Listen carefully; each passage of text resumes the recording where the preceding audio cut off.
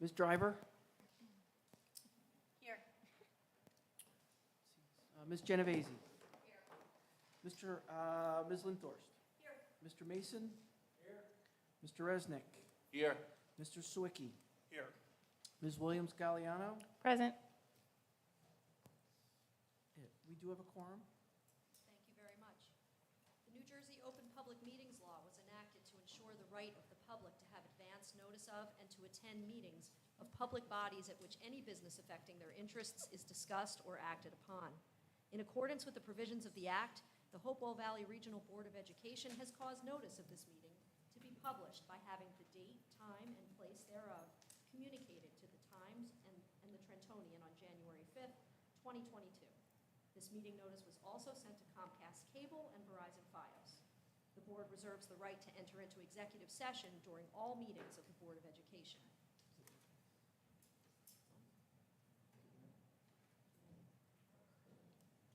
This meeting is being videotaped for the purpose of board review, future reference, preparation of the minutes, and viewing on the school district website, www.hvrsd.org. Will you please join me in the flag salute? I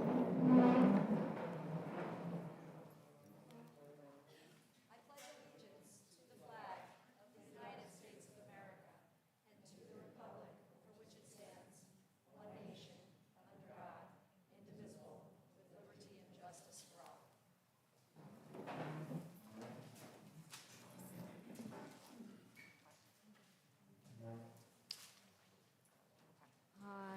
Could we please have a motion to approve the board meeting minutes from the closed meeting session on March 14th, 2022?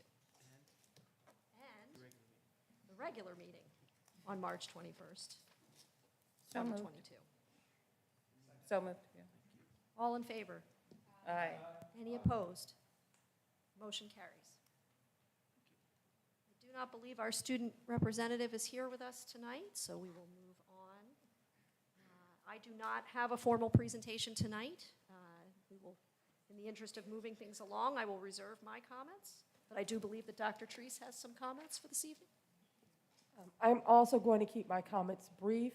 We have a student that we're going to recognize today and a teacher for her brilliant work in art, so I'd like to move along to that. And also, we're recognizing our educators and support people of the year, which is why we have such a crowd, I'm sure. I'm sure it's not the budget presentation, although I know Mr. Calavita does a phenomenal job.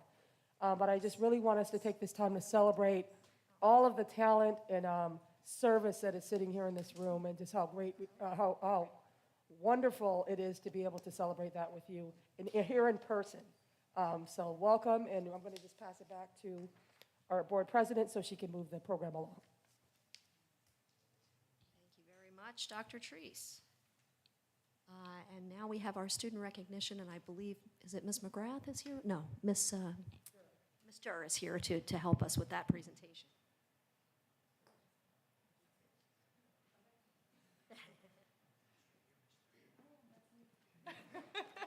Hi, my name is Laura Durr, and I'm one of the high school art teachers here. And tonight, I just want to bring to everyone's attention how amazing Sophia Venezia is. She's over there. She's going to turn red because I'm going to embarrass her. But I've had the extreme honor and privilege to have her as a student for the past 4 years.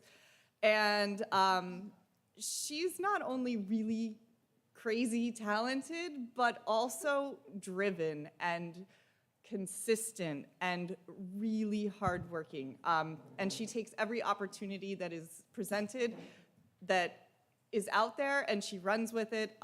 Just some of the amazing things she's done over the years. As a sophomore, she received a Scholastic Regional Honorable Mention. That's like the entry level. Sophomore, did okay, but still got recognized. As a junior, she got a Regional Silver Medal from Scholastic.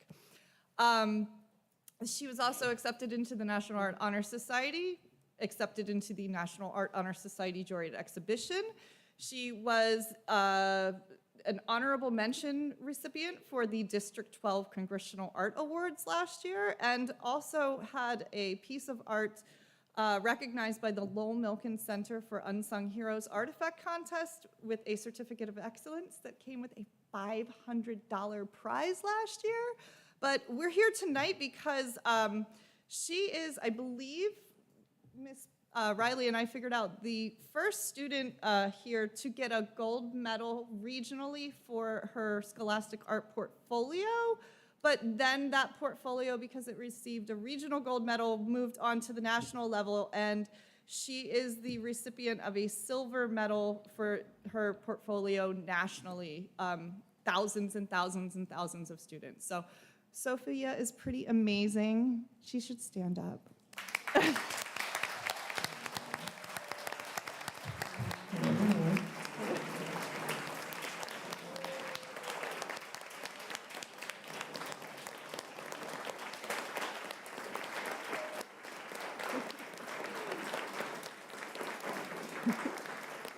And she's going off to Carnegie Mellon to study art further. So look for her in the future. Thank you. Thank you so much, Ms. Durr, for that. And on behalf of the board, Sophia, we would like to extend our congratulations to you. What an impressive resume, and we know you're going to do great things as you move on to Carnegie Mellon. And I can't help but note that I've known you since you were born, so I'm really especially proud and happy for you and for your parents. So congratulations.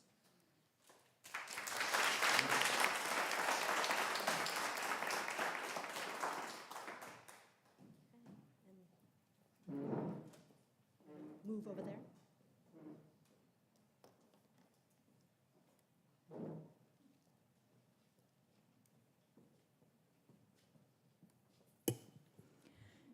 Good evening, Dr. Treese, President Lindhorst, members of the board, and esteemed colleagues. Tonight, as Dr. Treese mentioned earlier, is truly one of the highlights of the year for the district and for our Board of Education. Each year, the Governor's Educator of the Year program honors teachers and educational service professionals throughout the state whose contributions to their students are exceptional. Staff members were nominated by their peers, parents, and students. A committee from each of the 6 schools, consisting of an administrator, staff members, and a parent representative, used the following criteria to select their recipient: exceptional instructional techniques, superior ability to inspire students of all backgrounds and abilities to learn, respect and admiration of students, parents, and colleagues, and the ability to foster excellence in education as evidenced by ongoing contributions to the improvement of student achievement and the learning environment. At this time, each of our building principals will introduce their honorees, and we're so happy, this is my first time to be in person, being able to do this for this celebratory event. So we're going to begin with Mr. Turnbull from Bear Tavern.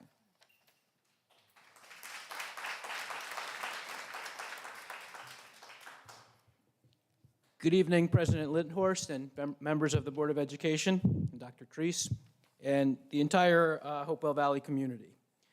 Congratulations to all of our recipients tonight and their families, because it's a huge accomplishment to not only be honored with this award, but to have done all of that hard work to earn it. We're here tonight to celebrate one moment in time, but it's all the culmination of years of hard work and growth. So we're very proud of all of our HVRSD Educators of the Year. And I have the pleasure to talk about Mrs. Stephanie Davison. So come on up, Mrs. Davison.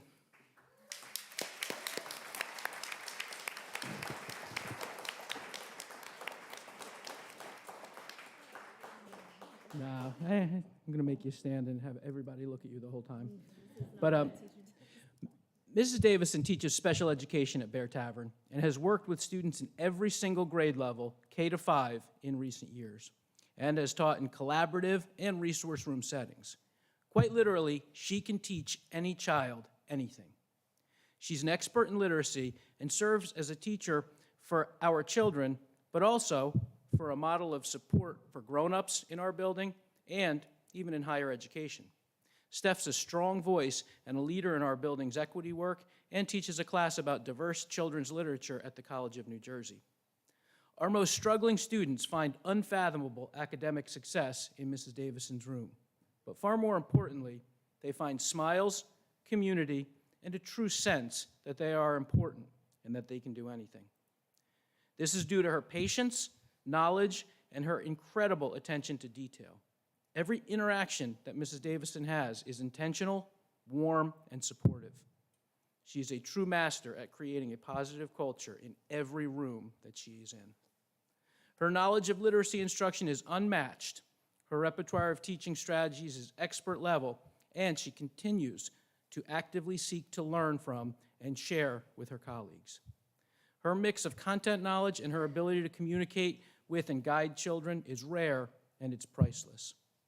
One colleague said of Ms. Davison, her personality strikes a rare and highly sought-after balance of warm and fuzzy and no nonsense, which cannot be taught.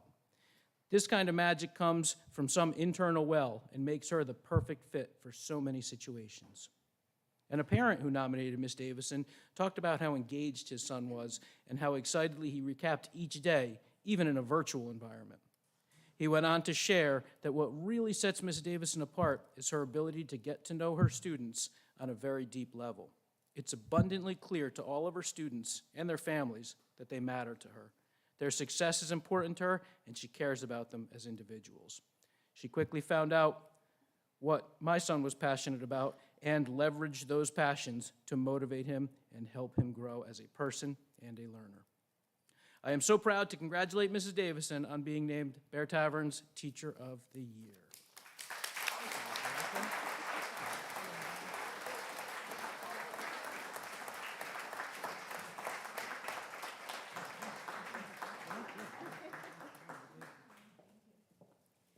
And next up from Hopewell Elementary, Mr. David Frederick.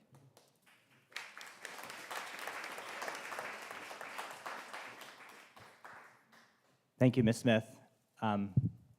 President Linthorst, members of the Board of Education, Dr. Treese, and members of the public.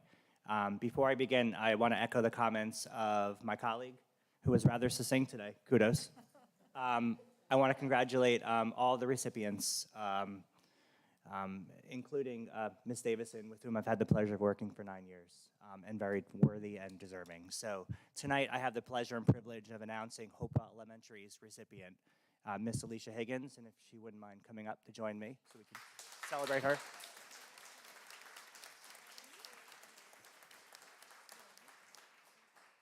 So Ms. Higgins has demonstrated a commitment to making Hopewell Elementary School the very best place it can be by providing hands-on experiences for children, forging strong relationships with students and staff, and helping children develop a love for learning based on her genuine passion and enthusiasm.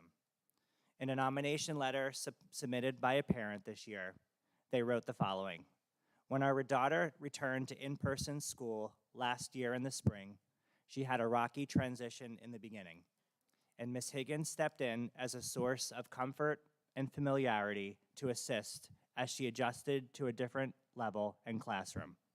Another parent commented, "I'm nominating Ms. Higgins for this award for the exceptional devotion she has demonstrated to her work. Kindergarten teachers, perhaps more than those at any other grade, must be more than educators. They are not simply teaching the academic fundamentals that children will need in future years, but they are helping these young individuals become confident, self-actualized people who are socially and emotionally attuned. There's no question in my mind that Ms. Higgins understands this because of the way she responded to the challenges my daughter, a student in her class, has faced in the few months since school started.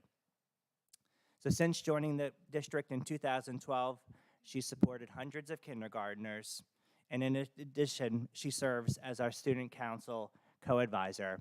And I think back fondly about 10 years ago when I had the pleasure of meeting her during an interview, and the growth that we've seen over the past 10 years has really been incredible. So please join me in congratulating and extending a heartfelt congrats to Ms. Higgins on this well-deserved recognition.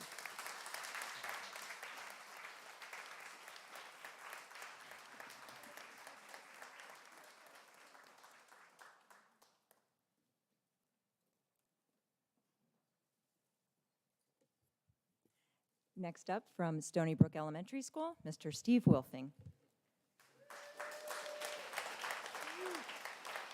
Thank you, Ms. Smith, Dr. Treese, members of the Board of Education, community members that are present. Tonight, I would like to proudly announce Mrs. Erin Peen as Stony Brook Elementary School's 2022 Governor's Educator of the Year Award recipient. Come on up, Mrs. Peen.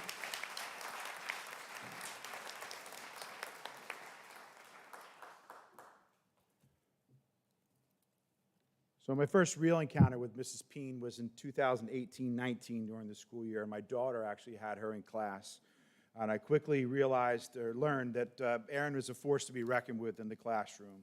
She has the innate ability to connect with her students in meaningful ways to support their growth, both as learners and as human beings. The connections are real and they are strong. A few quotes from members of the nominating body. One from a teacher. I've never met a more selfless, dedicated, and inspirational teacher. Erin is the epitome of what all educators should be. And this in from a parent. She has the perfect balance of setting high expectations for her students while simultaneously being sensitive to their needs. Isn't that what all parents desire? For teachers to know and understand their children's needs and limitations while still helping them to learn to the best of their abilities. One parent also wrote in, our son was lucky to have her for 2 years, and we felt she really challenged him and was instrumental in his learning success. And this in from a former student. She always pushed me to work harder because she believed in me. She was caring and patient with me. She would laugh at my jokes and made learning fun. Mrs. Peen would go out of her way to help me, give me attention, and support me. I believe that Erin has helped transform the way that some general education students perceive students who receive special services. Students see what their peers can do and not what they can't do. And finally, she wants to make life better for all. As a parent, I can't thank Mrs. Peen enough for the gift that she has given to my daughter. And as a building principal, I cannot believe how fortunate I am to have Mrs. Peen as part of our staff at Stony Brook. I congratulate all the winners this year and previous years and future years, but I thank mostly Mrs. Erin Peen. Congratulations, Erin.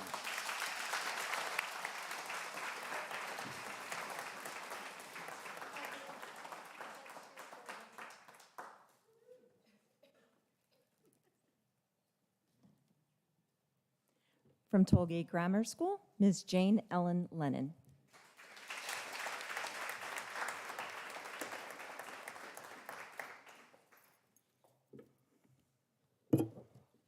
Good evening, President Linthorst, Dr. Treese, fellow members of the board, and Hopewell Valley colleagues. I especially want to shout out to Alicia Higgins as one of my favorite people at HES, and I don't see Carlos, but he's here too.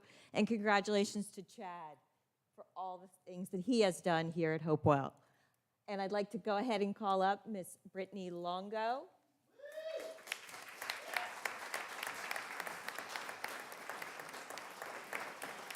She is Tollgate Grammar School's 2022 Governor's Educator of the Year Award winner.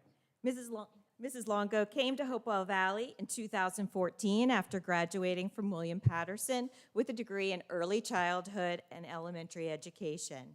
She began her career in Hopewell Valley as a paraprofessional at Bear Tavern. I first met Brittany as the kindergarten extension teacher at Bear Tavern. I remember being impressed with Brittany from the first time I walked into her classroom at Bear.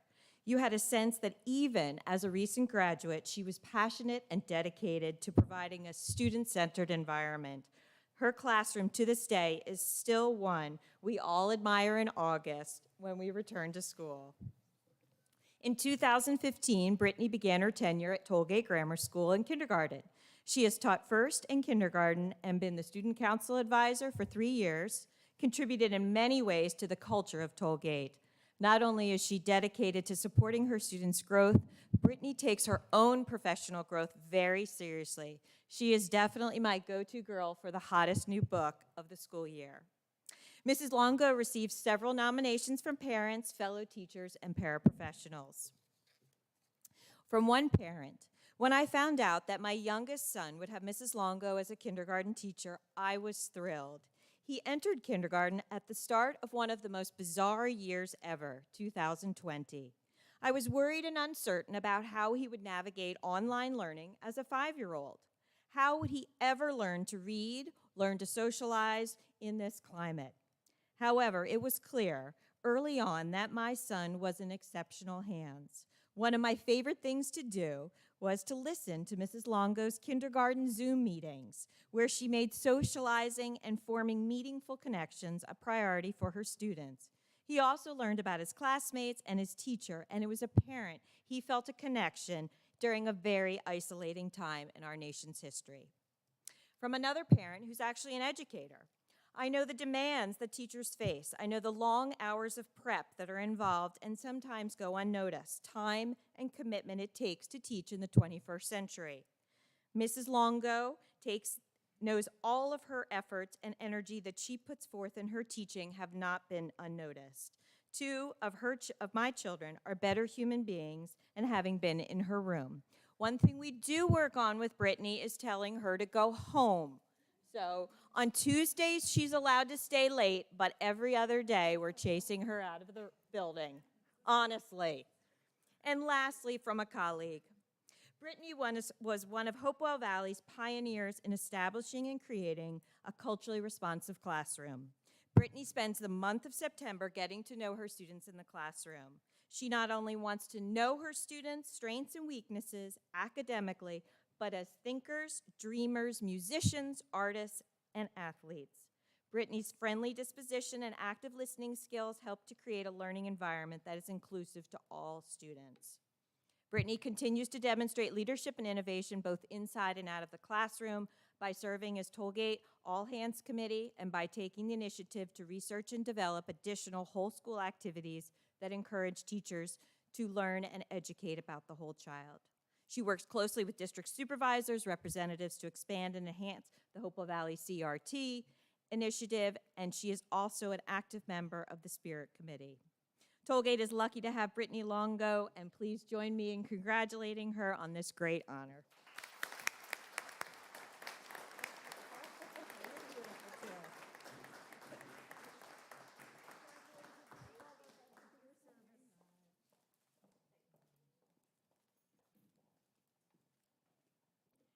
And now from Timberlane Middle School, Ms. Nicole Gianfredi.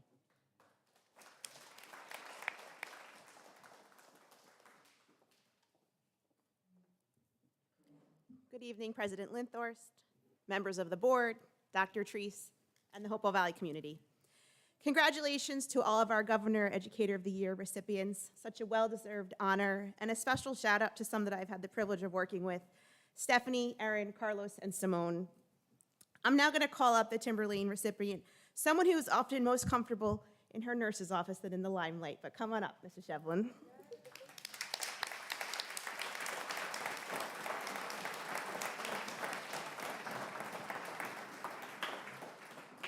The pandemic has caused all educators to rethink our work.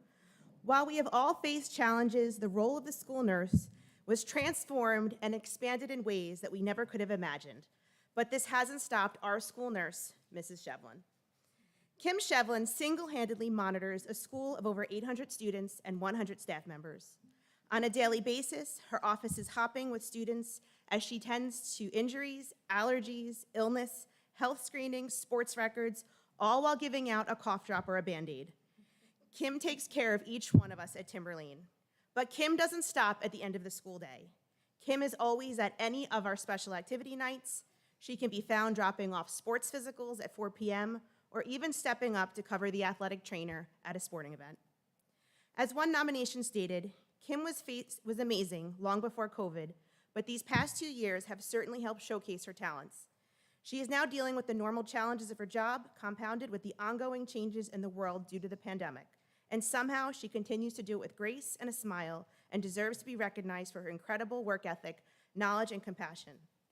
Throughout the past 2 years of the pandemic, Kim has precisely followed all CDC recommendations, following the symptoms, testing, and necessary quarantine for everyone, staff and students. She has been communicative with our staff, keeping teachers apprised of their students' quarantines. She has been one of the primary contact tracers at Timberlane, often working evenings and weekends, although we're glad that that's paused for now. She's also worked at the district vaccine clinics, as well as serving as a resource for parents who might have questions about symptoms, travel, or anything else. Kim has done this all while tending to the many visits of her office. As one staff member stated, Timberlane would not be Timberlane without Kim. She's a vital part of our building, and we are so lucky to have such a kind and compassionate nurse.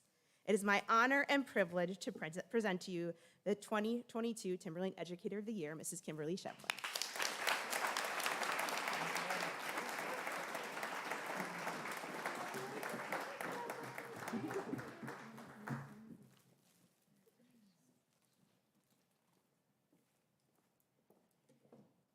And from Central High School, Ms. Trish Riley.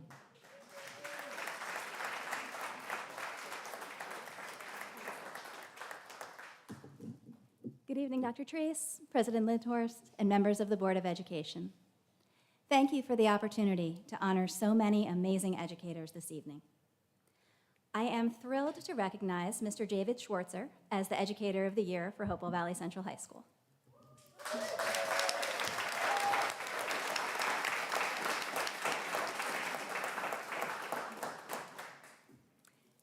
David is a man of many talents. In speaking to David's daughters during the reception, we discussed some of these talents, and when I asked what other professions they thought he might want to explore if he didn't work here, they shared with me that they thought he would be an outstanding composer or a wonderful person who helps people who have broken down on the side of the road. However, we at Hopewell Valley Central High School feel very lucky that David has chosen to be a teacher and band director at HVCHS since 2006. Over the past 15 years, he has taught a range of classes, including symphonic band, music theory, survey of popular music, music history pop to rock, and AP music theory. His students describe his teaching style as engaging and supportive, noting that he is constantly encouraging students of all levels and musical backgrounds to be the best musicians and people they can be. Mr. Schwartzer is also the beloved director of the Marching Black and Gold, the HVCHS marching band. Not only has Mr. Schwartzer led the Marching Black and Gold to award-winning achievements at both the local and state levels, but he has also used the program as a means to facilitate student development. As one parent stated, Mr. Schwartzer's leadership of the Marching Black and Gold has nurtured skills, discipline, teamwork, and the invaluable arts of practice and persistence that can only be learned in rarefied environments. Mr. Schwartzer's leadership, dedication, and support, not to mention his exceptional selfie-taking skills, are just a few of the qualities that make him an outstanding educator. Congratulations, David.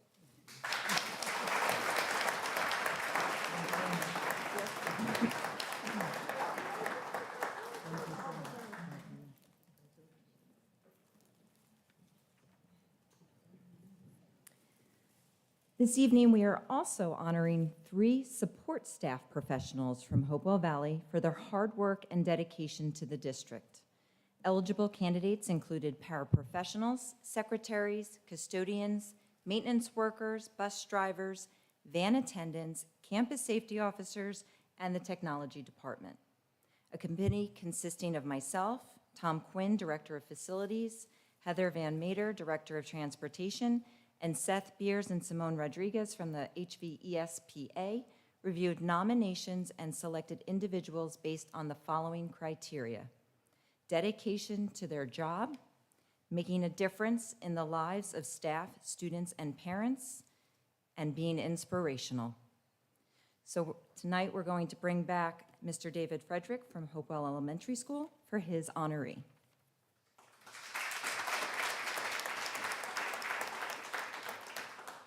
Thank you again, Ms. Smith. I don't think I see Mr. Gonzalez here today, and actually that doesn't come as a surprise, not because he's a disrespectful gentleman, but because he's extremely humble in what he does. I had the pleasure of meeting Carlos 13 years ago when I came on board as principal at Hopewell Elementary School. At that time, he was custodian, and shortly afterwards, he was promoted as our head custodian. And when you're a principal, you learn to rely on certain individuals in order to keep you afloat and sane. Your school nurse, your office staff, and certainly your head custodian. And Mr. Carlos Gonzalez does everything that you possibly can with heart, with compassion, with patience, with empathy, and with love. And it's always followed with a yes, sir, or a yes, ma'am. One of my favorite stories about Carlos is he never complains about anything. I mean, we can ask him to hang a sign at the top of our building, which is 40 feet tall. Yes, sir, I'm more than happy to do that. Gets the ladder out, scares the heck out of us, but does it. And our student council, our PTO, our staff members have come to rely on him. And any request that comes forward is always done with a smile. So one experience that I will never forget is we called a building freeze a couple years ago. And for those of you who don't know what a building freeze is, a building freeze means that we want to keep people out of the hallways because something happens. Generally, it's because of an injury. Well, we had a student vomit more than you possibly can imagine. And we literally had a 15-minute freeze because the whole main hallway was covered, and what you can imagine. And Carlos was never complained once about it. And that's just the type of person that he is. He takes his job really seriously, he takes pride in all that he does, and just always takes the high road.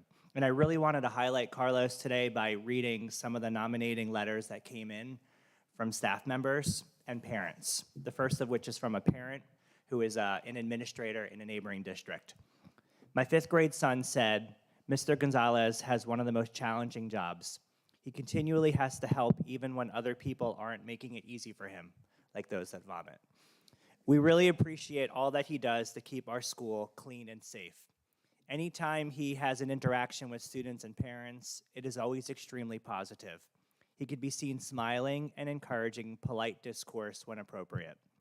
During the pandemic, there's been an increased emphasis on the need for keeping the facilities clean and updated.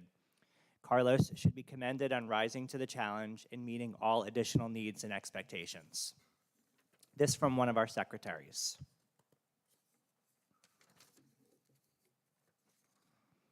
"I'm in awe of Carlos and how hard he works around here at HES to keep our school maintained.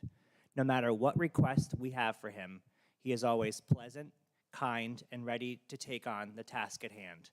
Carlos is also so reliable, dedicated, and has a calm presence." And finally, from our campus safety officer, who is a man of few words. "Since I've been at Hopewell Elementary School, I've always been impressed by Carlos's work ethic, perseverance, and determination that he brings to the job each and every day. He's a pleasure to work with, and his positive attitude is an example for others who work in our school and throughout the district. No matter what the task, Carlos takes on each assignment with a favorable frame of mind. He is the kind of person that the staff and students love to be around, and I love this, and is a shining example of those that work with him and for the children who attend Hopewell.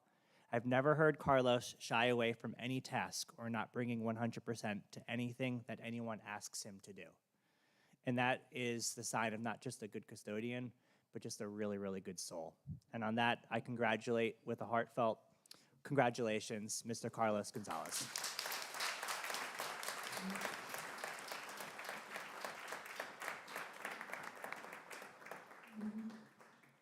And now Ms. Riley from the high school for her honoree.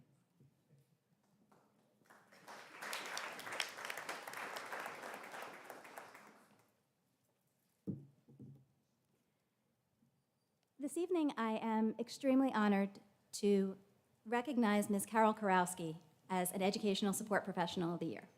Ms. Kurowski?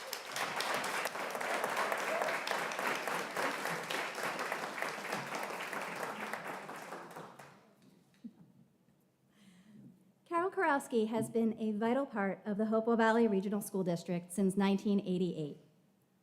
In her role as a paraprofessional, she has touched the lives of countless special education students and has provided them with daily academic and social support. All students love Mrs. Kurowski, who they occasionally lovingly refer to as K-Dog, for her sense of humor, her compassion, and her dedication. Dedication may be an understatement, 33 years of supporting high school students. That is a true calling.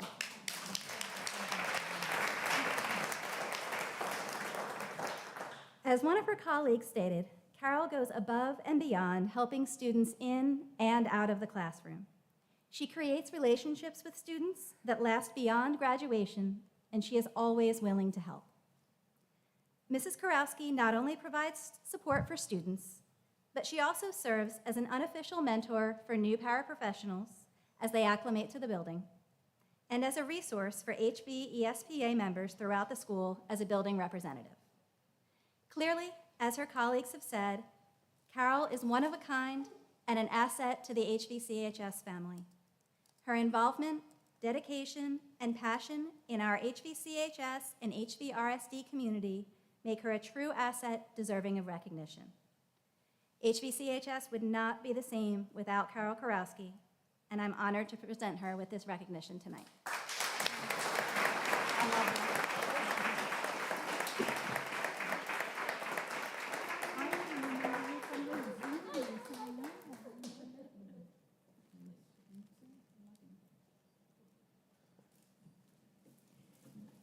And Mr. Tom Quinn will now come up for our Director of Facilities.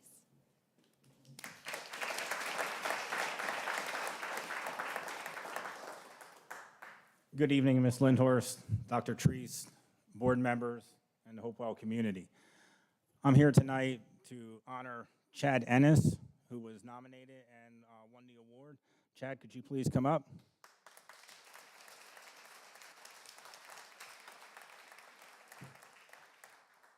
Chad started out his career in the district working in transportation as a bus driver.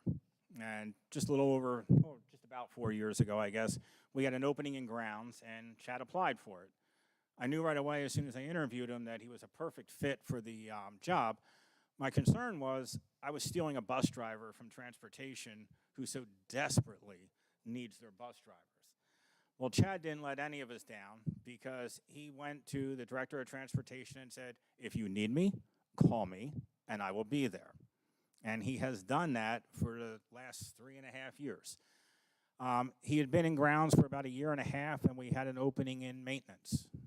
He applied for that. I interviewed him, and once again, I knew he was the person for the job. He has an attitude that is impeccable. He wants to learn, and that is something key when it comes to our department.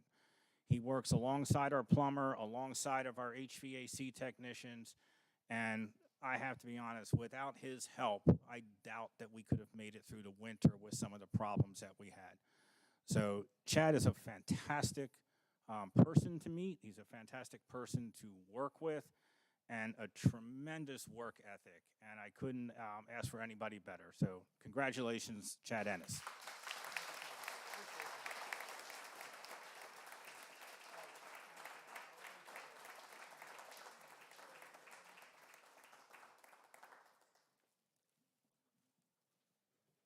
Thank you, and congratulations to all of our honorees this evening.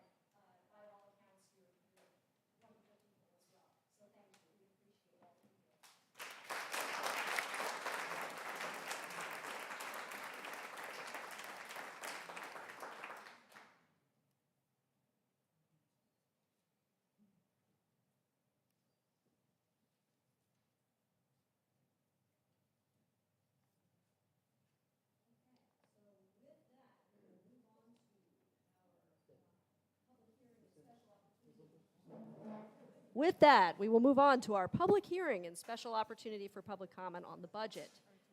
2022-23, and adoption of the budget. Oh, yes, and we'll allow everyone a few moments to, to exit. Yes. We're just going to take a Okay, quick moment excuse to do a us. picture. Yes, we're gonna do a quick And then we'll picture. return back for Mr. Calavita's wonderful presentation. I know you all want to stay for that.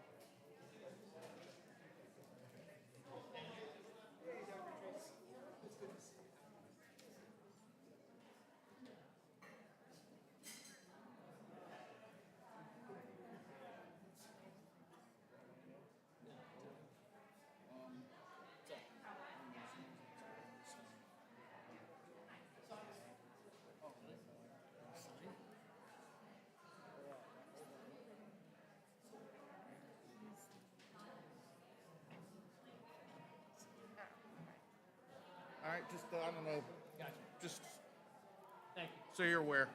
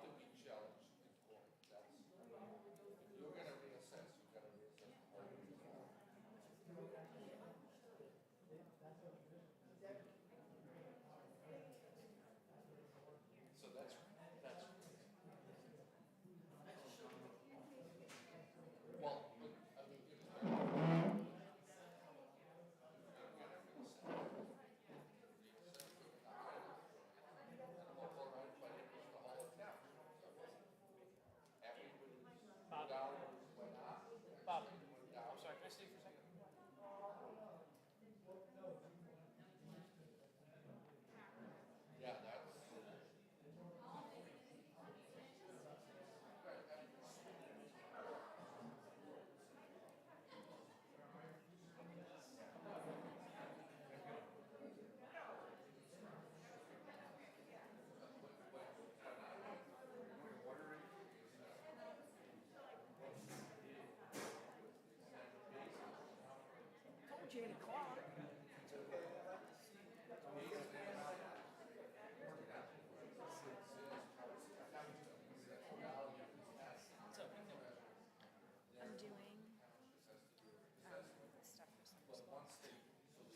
Do you know, like, the parents signed, like I guess they didn't understand actually, so I had like 15 parents who signed the kids up for every single one, unfortunately. And they're all great students. So now I'm going through trying to figure out who did that. So.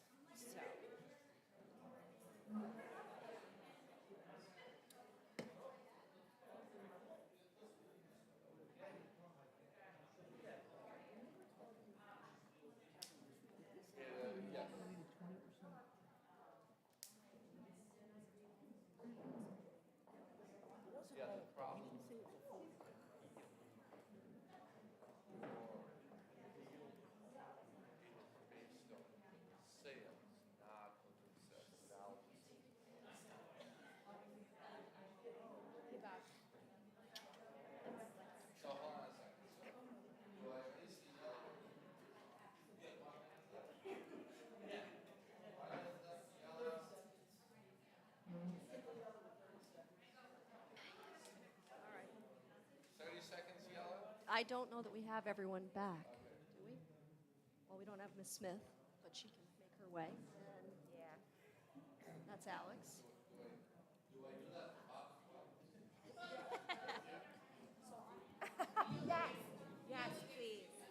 Excuse me, I'm just curious what comes next in the meeting?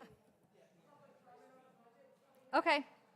Did you open it up for public comment yet? No, we did not. Thank you.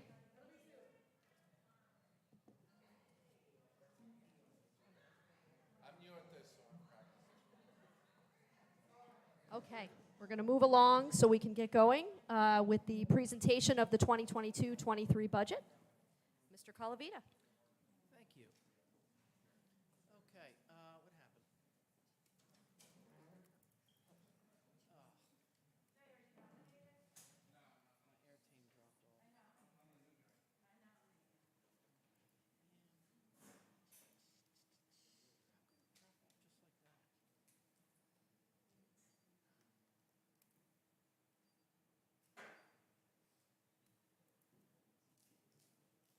Bear with us a moment.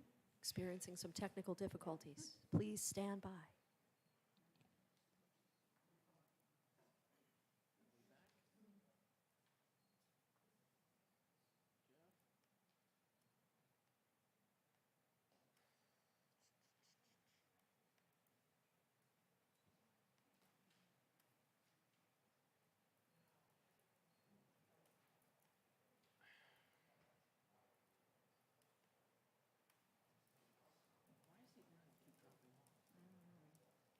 I think I'm getting it. Crisis alert.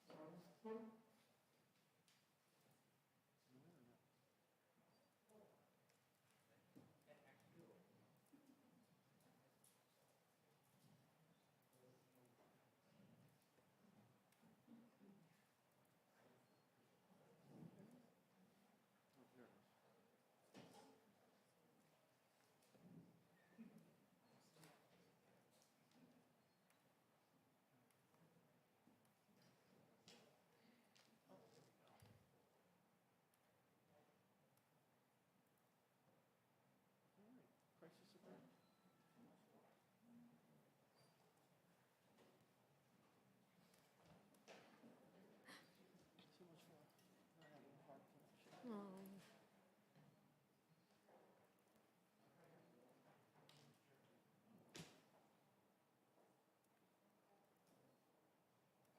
there we go.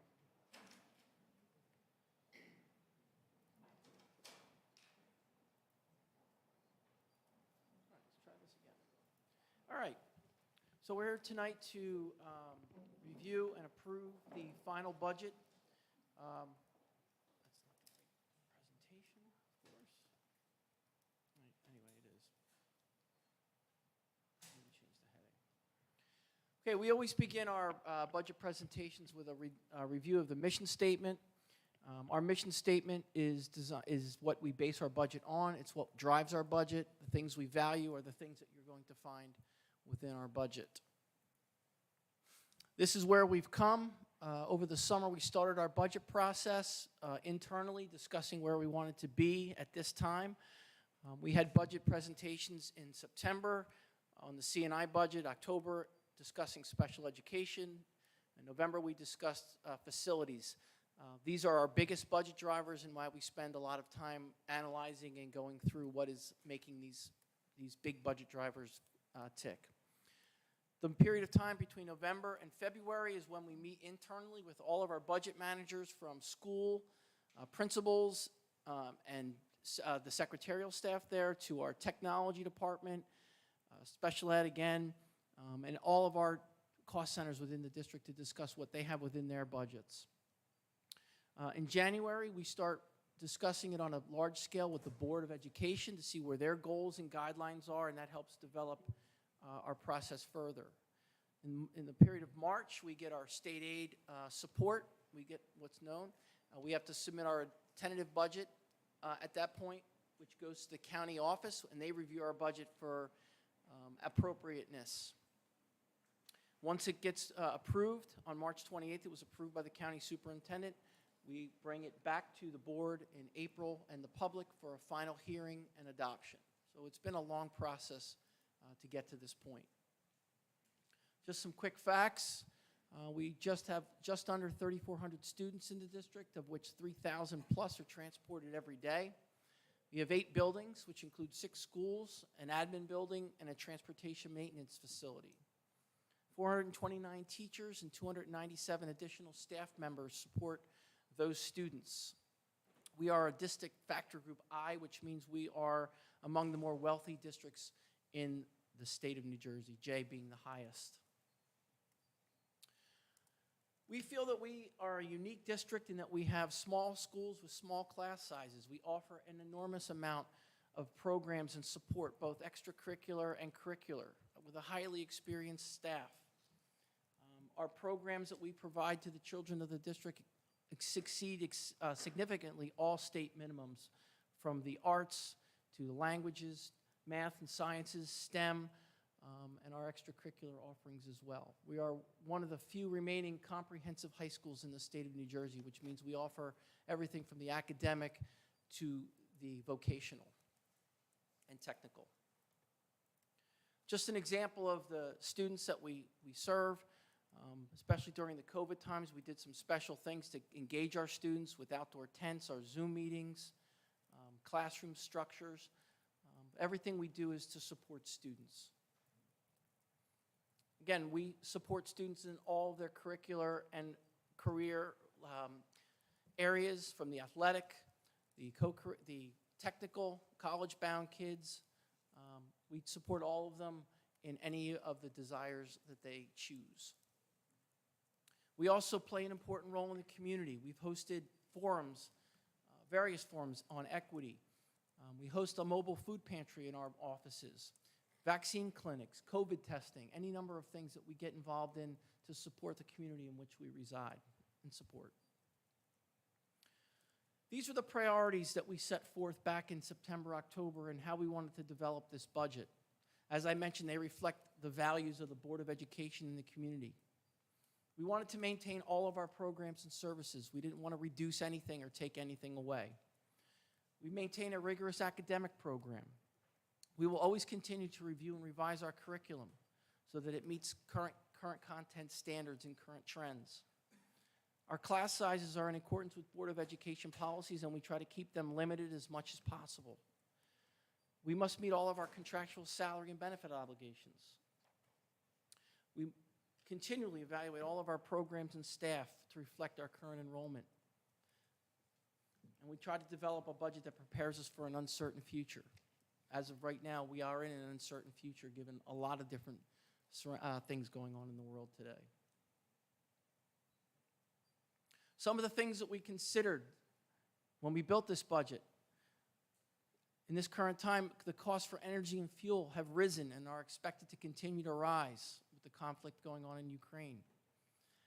Our health benefit usage right now is being carefully monitored. We are a self-insured organization, meaning we pay only premiums. We don't pay premiums to an insurance company. We monitor our claims very closely, but we have to be very careful that if we have an increase in claims that we can cover it with our budget. We are monitoring our facilities very closely. We have many facilities that are aging, close to 100 years old, others over 50 years old. We try to maintain and anticipate these facilities as best we can. Special education is another area that we are very committed to, but it can be very costly. So we monitor that. Our liability insurance, workers' compensation insurance, has been a very volatile market since COVID, and we are monitoring that. We have contract settlements that we're working on right now with the 2 largest collective bargaining units within our district that drive most, if not 80% of the salaries that we pay out are currently in negotiation. We've talked at length about transportation, driver shortages, fuel increases, and the trying to run the most efficient transportation department we can run is a consideration. There are curriculum and instructional initiatives being upon us by the state, but we also do internal reviews of our curriculum and instruction to make sure, again, that it is the most current curriculum for our students. While COVID may be coming to an end, hopefully, we are still considering what-if scenarios should we have to consider those going forward into the fall. And we do have some bank cap. That means money that we could have spent but didn't in the case that we have unforeseen errors or unforeseen circumstances into next year's budget. We had been going through a period of declining enrollment over the past 10 years in this district. When I first arrived here almost 20 years ago, we were over 4,000 students, close to 4,100 students. We've dropped off. But the class of 21-22, the first graders that enrolled this year actually increased. And we're starting to see that trend. So we're going to keep our eye on increasing enrollment now as opposed to decreasing enrollment. Again, you can see in this slide, this is our total population that 1920, 2021, 2022 kind of see a leveling off of our enrollment with actually a slight increase. So we're going to be monitoring that as well. This is where our proposed budget is right now at $95.2 million, which represents a 0.2% increase in total appropriations. Our revenues obviously have to match our expenses. To dig down a little further, this shows a little bit deeper into our appropriation expenses, where our total operating expenses, the cost that it takes to run our day-to-day budget, is increasing about 3.3%. We are seeing a large drop-off in our debt service, as we mentioned when we went out for referendum a few years ago. This is the final drop-off of the debt that was expiring when we first started to look into the referendum. So that aided our budget this year, contributing to that slight overall increase. Just a graphical representation of where our money goes. The vast majority of our dollars are spent in the general education and special education areas and those related benefits that our staff members receive. You can see it's greater than 75% of our budget goes to those staffing that educate our students. That's what our product is, your students. Our revenues are made up of many different areas. Our fund balance, which is our savings, we put savings into our budget. Our tax levy, our state aid that we get from the state. Miscellaneous revenues are revenues that we generate through services, tuitions that we charge, rentals that we use by renting out our facilities, and other miscellaneous revenues we're able to generate. Again, just breaking down our revenues a little bit further, local funding of our budget is 93%, 88% from property taxes alone. State funding is about 6%. That is driven in large part to the additional debt service we received. When we went out for our last referendum, we petitioned to the state, and the state is covering up to 38% of our debt. So that additional state funding we're seeing this year is due to that additional debt service we see. And about 1% of our budget comes from federal funding. All of that federal funding is grant money, dollar in, dollar out, and most of it is generated towards our special education population and our underserved populations. General fund tax levy going into this year, we've spent our 2% allotment. As you can see, our debt service tax levy is dropping by 13% for an overall tax levy increase of 1.3% this year. Again, aided by that debt that is falling off from the old referendums.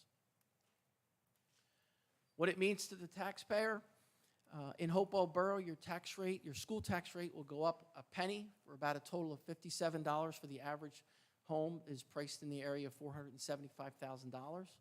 In Hopewell Township, you're going to see a 7-cent decrease in the tax rate for a total decrease of about $314,000 to the average home in the area of $550,000. And in Pennington Borough, you'll see a 1-cent decrease in the tax rate for an average decrease of $31 for the average home in the $560,000 price range. This budget and what we do, how do we measure what we've done throughout the years?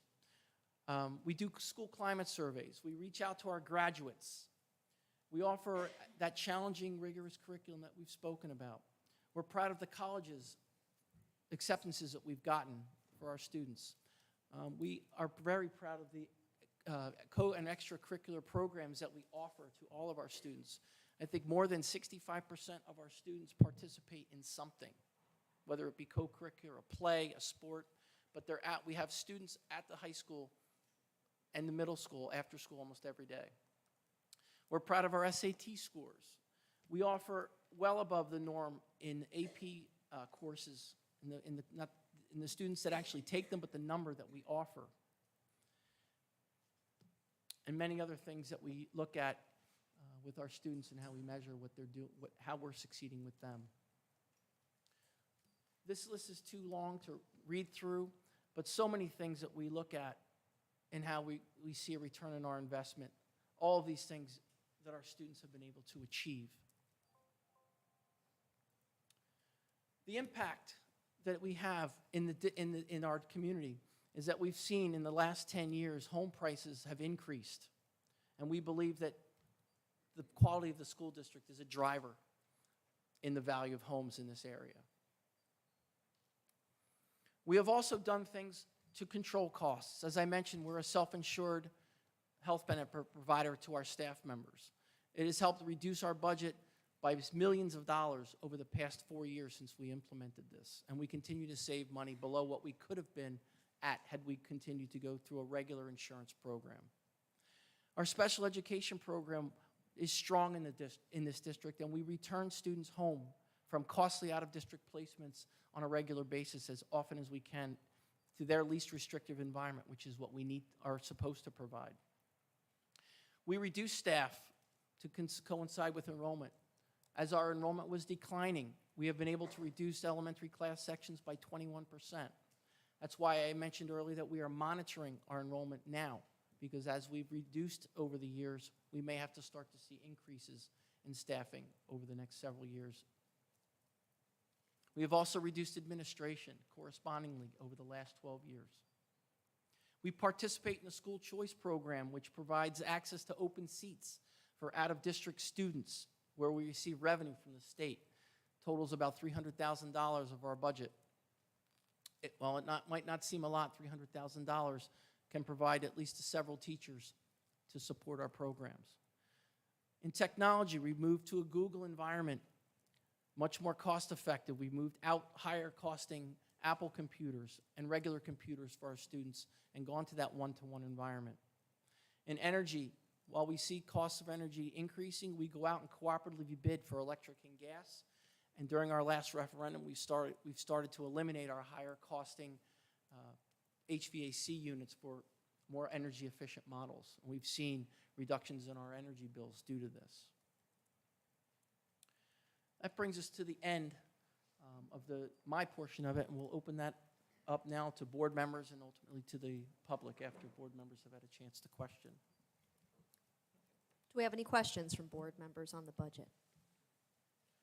I had two, Bob, and mainly it's to help illustrate some things, especially to the public. So the first would, and first of all, thank you very much. Sorry, just lean in a little You bit. got it? I don't think Okay. we can hear you. Yeah, no, thank you for the very thorough presentation. You know, we've had a lot of discussions and really incorporated a lot of good details in there. So thanks, Bob. So two main questions. One, just to outline from the standpoint of capital projects that we're currently planning to work through within this budget. Could you detail some of the things that are going to be done there? And the second question would be, if you could talk about transportation a little bit in terms of, with this budget, the mix between what we handle in district versus what we contract. And just given that we've had a lot of volatility in terms of transportation, late buses, things like that,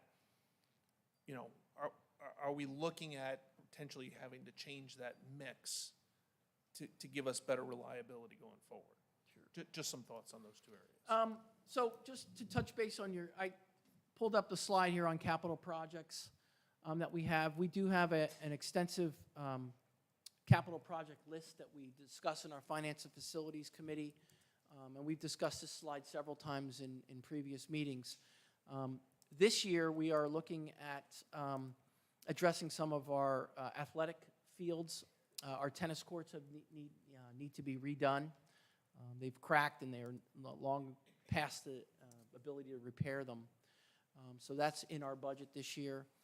We also have a major boiler project at Bear Tavern and Timberlane that's almost ready to be started, which will be accomplished this summer, which will bring more efficiency to those two schools. We are also looking in the summer of 2023 to replace the turf field at Central High School. That is also within this budget. In the out years, you see as we're starting to look at additional boiler replacements and HVAC upgrades, paving projects. But HVAC is the common trend through the next 3 to 4 summers to address it. These projects are addressed not through our general fund budget, but through monies that we're able to save each year. As we run more and more efficient, we try to put money into our capital reserve accounts to address these projects. We don't have monies to cover all of these yet, but that's where we're going to be tracking over the next several years to see how we do this. There are other funding options that we may be looking into. The state, we're expecting to possible offer grants as they had done in the past that would cover up to 40% of projects. But these are ongoing. And as I mentioned earlier, there are projects that we may not be anticipating yet that could come up. But that's, we try to address those within our regular operating budget, but when we can't, we put them out and we try to address them in larger capital works.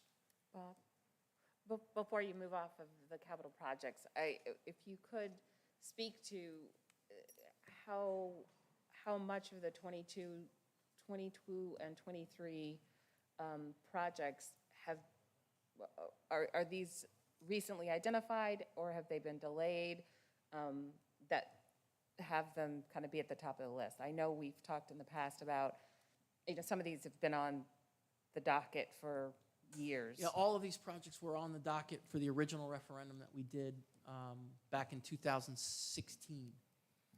These were all identified. As you might recall, there were $60 million worth of projects on that list, and we did 34 of them. Okay, so these are projects that we've known about, that we've had them on our, on our radar for at least the last, 8 to 10 years. When we went out to referendum back then, we didn't anticipate that the community could tolerate a $60 million referendum, so we didn't put them on. But nonetheless, they don't go away. Right. So we'll have to start to try to address these through, savings as we go through the next several years. Thank you. To go back to the next question Adam had was on transportation. Right now, we're about a 50-50. The majority of the buses that we own are smaller 22 to 24, 26 passenger vans. We have some wheelchair vehicles. What we found is that the ratio that works best for us is that we handle all of our own special education transportation, which usually runs on a smaller vehicle. They drive longer distances, and they take fewer students. But maintaining those vehicles gives us a little bit more flexibility when it comes to placing students out. Contracting those out can be quite costly. They can run in the area of $80,000 for to have to take one child 45 minutes down to Cherry Hill, where we can group those together, stop here, stop there, and stop at a third place to get students to where they need to be. Bigger buses are obviously harder to maintain and more expensive. A regular 24-passenger van can cost somewhere in the area of $80,000, whereas a 54-passenger bus can be well over $115,000, $120,000 to do that. And we can get better rates when we bid those out through our contractors. So we've found over the years that that's been the right mix. We have actually had to help out our contractors this year by providing drivers on when they can't provide them. This has been a crazy year, just to diverge into transportation a little bit. The bus driver shortage has hit not only us, but our contractors as well.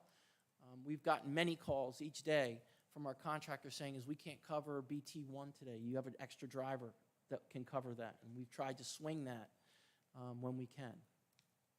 But it's going to be an uphill battle for the next several years until we can get more and more drivers approved. It seems like some of the regulations have been relieved by the federal government. There's a brief moratorium, I think, through June on the under-the-hood requirement for bus drivers. So they're now giving bus drivers, right now to get tested, they don't have to pass that under-the-hood requirement right now. So we're hoping we're seeing a lot more drivers getting certified and hopefully being added to the pool, the driver pool going forward. We're lucky right now that we're fully staffed, and we do have a few, not extra drivers, but the drivers that we have that work almost every day, but they're substitutes. And those are the drivers that we've been using on our out-of-district runs by our contractors. So right now, it's a wait and see for us and our contractors. They want to provide the service as much as we want them to provide the service. It just needs to get that driver pool up. And, you know, COVID didn't help, but we knew about this shortage of drivers before COVID hit. And when COVID hit, it drove some of those, the average age of a bus driver, as you may imagine, is somewhere in the high 50s. So that those are the folks that are driving our buses. You're not getting a lot of younger folks in driving buses right now.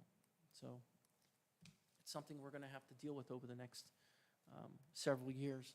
To go out and to answer your other question, to go out and buy another 25 buses, it's just right now, we don't have any place to put them. And the capital outlay portion of it would just be too much right now for us to tackle that within our regular general fund budget. So thank you very much, Bob. Any other questions from board members? Seeing none, we will thank you, Mr. Calavita, and open up to public comment. Members of the public are invited to address the board on any matter for a maximum. Just budget. I'm sorry. Yes. Thank you. Members of the public are invited to address the board on the budget only for a maximum of 3 minutes during this portion of the meeting. You are asked to state your name, address, and municipality. In response to your comments, the Board of Education may respond or direct the superintendent to do so. The board may also opt to take the matter up at a future meeting so that the matter is researched by district administration. Public comment is now open. On the budget alone.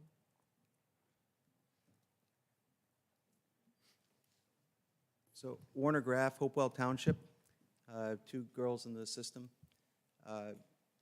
Bob, as always, very thorough report, and you always have a great grasp of the numbers.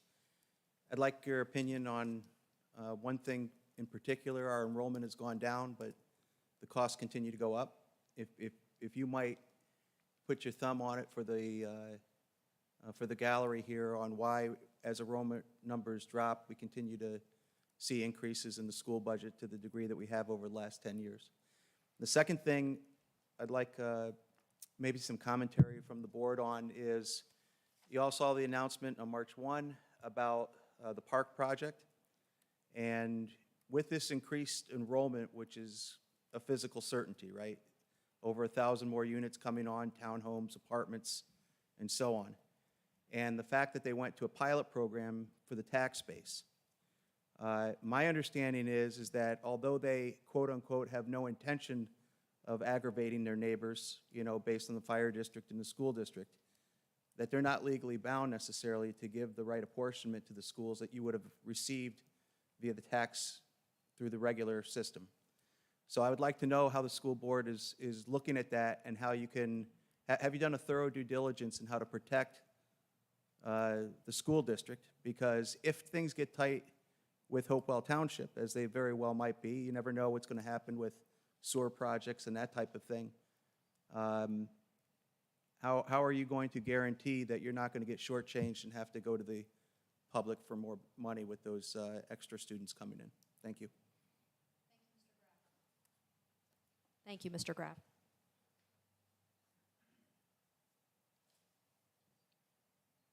Anyone else for public comment on the budget?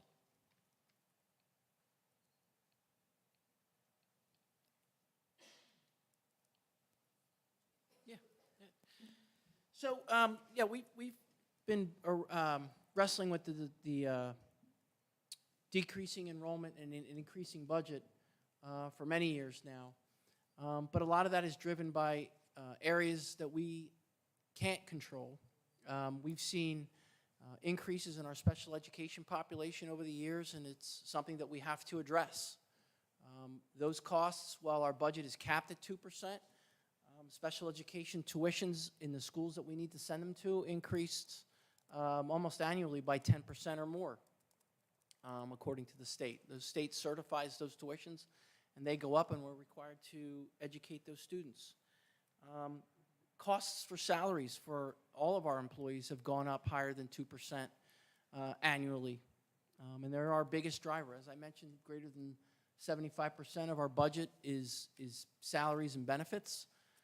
Our benefits for a while were going up in the neighborhood of 10 to 12%, and that's why we looked at another model. We switched to a self-insured health benefits program to keep premiums in line.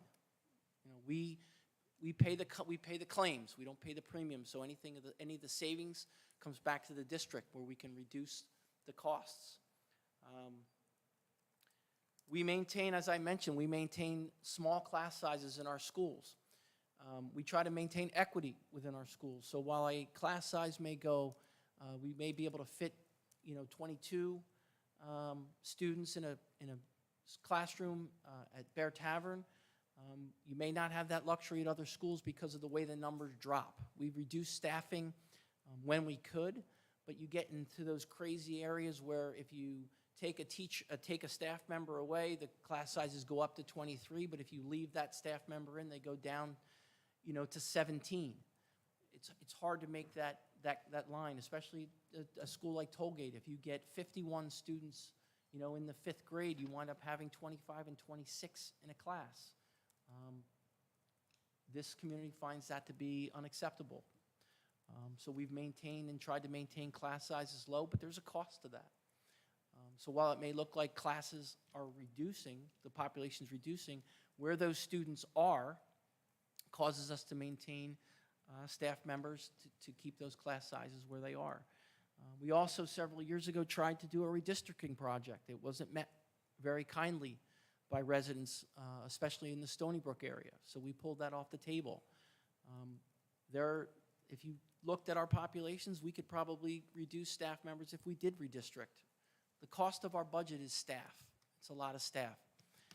We also have aging facilities that we must maintain. We don't like it. We want our staff and students to be comfortable in the buildings. We don't want them to go to school in leaky buildings, cold buildings, and hot buildings. We've heard from folks before, when I went to school, it was hot and we endured it.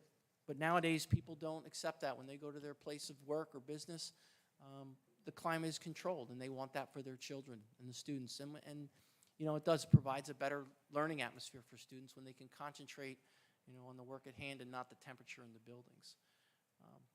Those are some of the few things that have driven up costs in an area of declining enrollment. What's that?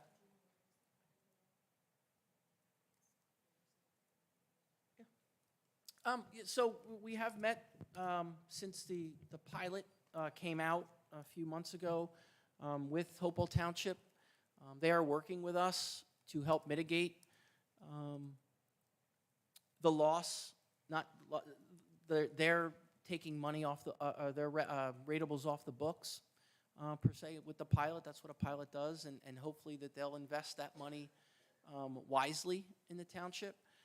The bottom line is the district will continue to receive the money that it needs to get from the township. It's how it's divided up in the township, and that's something that we won't discuss here. That's a township issue, but the district will not lose revenue based upon the pilot. It's just how it's divided up amongst the rest of the valley, per se. We can't take comments from the floor, I'm sorry.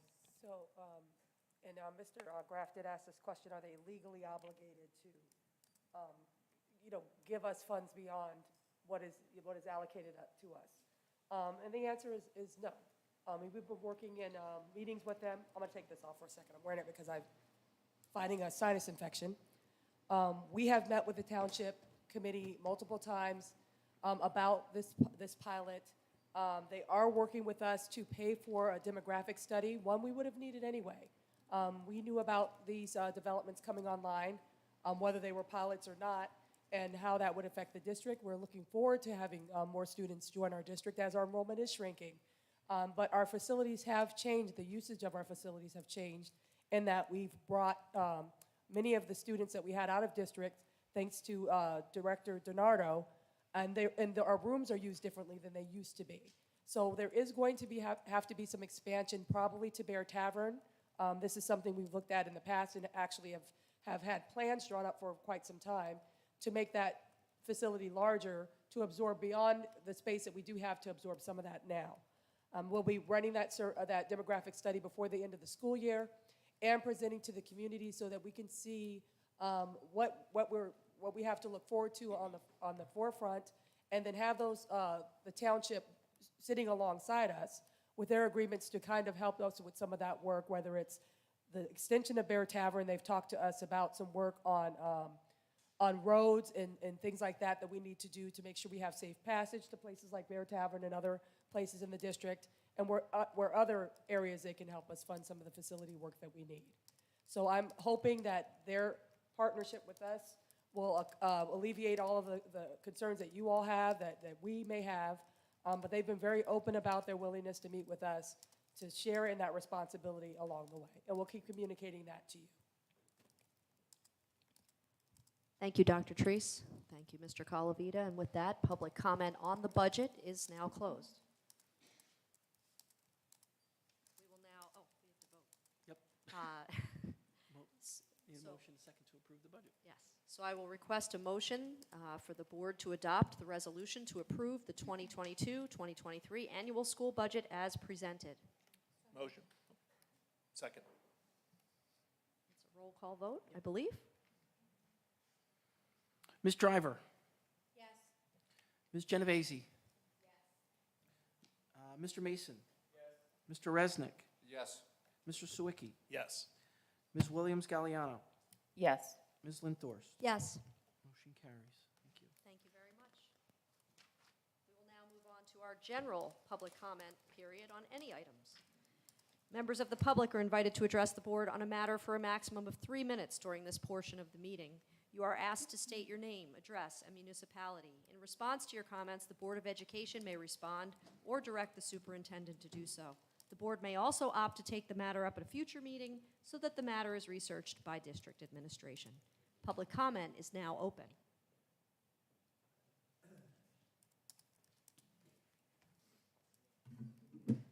Good evening. Tim Kostas, Pennington Borough, 31 Baldwin Street. My twins are at first grade in Tollgate. Thank you for having me. So the new State Board of Education human sexuality standards for children in our K-12 public schools are causing a great deal of questions and concerns from those in our community, in our county, and in our state. What can we do about it? We can petition Governor Murphy and this New Jersey State Board of Education to delay the implementation of these standards until September 2023, so there's more time for review and revision. And note the key word, I said delay, not overturn, not repeal, not rescind, just delay the timing, right? There's 3 real reasons we're asking for a delay. Number 1, time to educate the parents. Number 2, time to collaborate together as a community. And number 3, to extend the timeline for review. The first around educating the parents. Thank you. The standards were developed during the midst of COVID-19 pandemic in 2020 and 2021. We've only had 49 days since we've instituted mass choice in our schools, so folks like myself have been focused on other things in our community. We need a district time to allow us to come together and have informational forums where we can talk, listen, ask, and learn about what these standards are, similar to other events we've had as a community.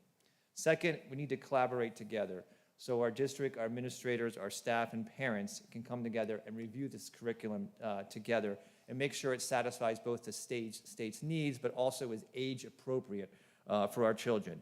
We need feedback from input from diverse viewpoints, from local faith leaders, local medical professionals. Elon Musk will be helpful, I think, and anyone else who is interested in contributing to this important topic.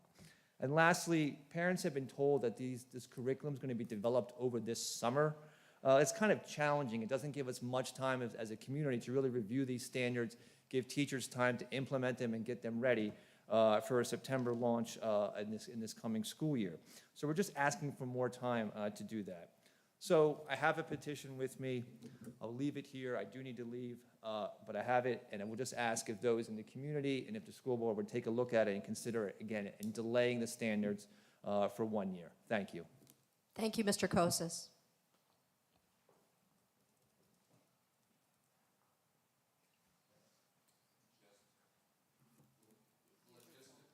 Use your phone. Oh, we gotta charge it.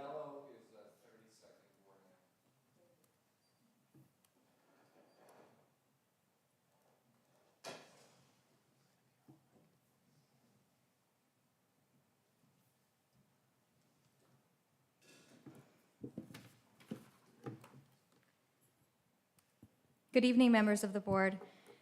Before I begin, I want to stress that I want all children, regardless of sexual orientation and gender identity, to feel welcome and Excuse included. me, I'm so sorry. Could you please state your name and Sure. municipality? Christine Rule, and I live in Hopewell Township. Thank you. So where I left off, I want to stress that I want all children, regardless of sexual orientation or gender identity, to feel welcome and included. As Tim mentioned, these standards were revised, and they're set to take place to be implemented next year. Some of the topics that are discussed in these standards are so shocking that I feel uncomfortable even reading them out loud to you tonight. If I'm uncomfortable, how do you think our kids are going to feel? I'm reading directly from what's in the standard. By the end of 5th grade, so we're talking about 10, 11-year-olds, students will, and this is from the standards, explain common human sexual development and the role of hormones. For example, romantic and sexual feelings, masturbation, mood swings, and the timing of pubertal onset. By the end of 8th grade, students will be able to define vaginal, oral, and anal sex. You may be thinking that I'm crazy and this is not in the standards, but go look it up for yourselves. It's on pages 30 and 34. So when I read this, my first question was, how are they going to teach this? Are they going to use visual aids, videos? So I reached out to ask for next year's lesson plans, and as Tim mentioned, they're going to be developed over the summer. I'm sorry, but that's not making me feel any more comfortable. Also, I want to talk about a website that was promoted to our school district. It was a website provided to 4th grade parents to use as a resource when talking about these topics to our kids at home. It's called amaze.org. I suggest all of you go to it and look at some of the videos that are on there.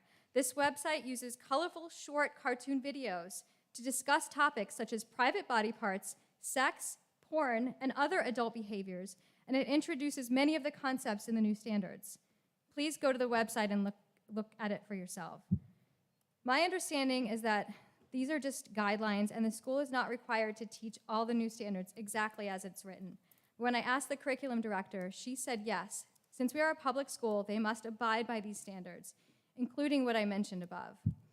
So I want to know where the board stands on this issue. Do you plan to teach this to our children? Do you plan to ask teachers to teach this to them? If school is going to take on this very critical topic of sex and sexuality, then it's your responsibility to keep them safe from any harm that will come from this. When you teach them things like this too young, it could encourage them to engage in behavior that is far beyond their level of maturity. This is not about... Thank you, Ms. Rule. Your time has expired. I left a sheet in the back if anyone wants more information. Thank you. Anyone else for public comment?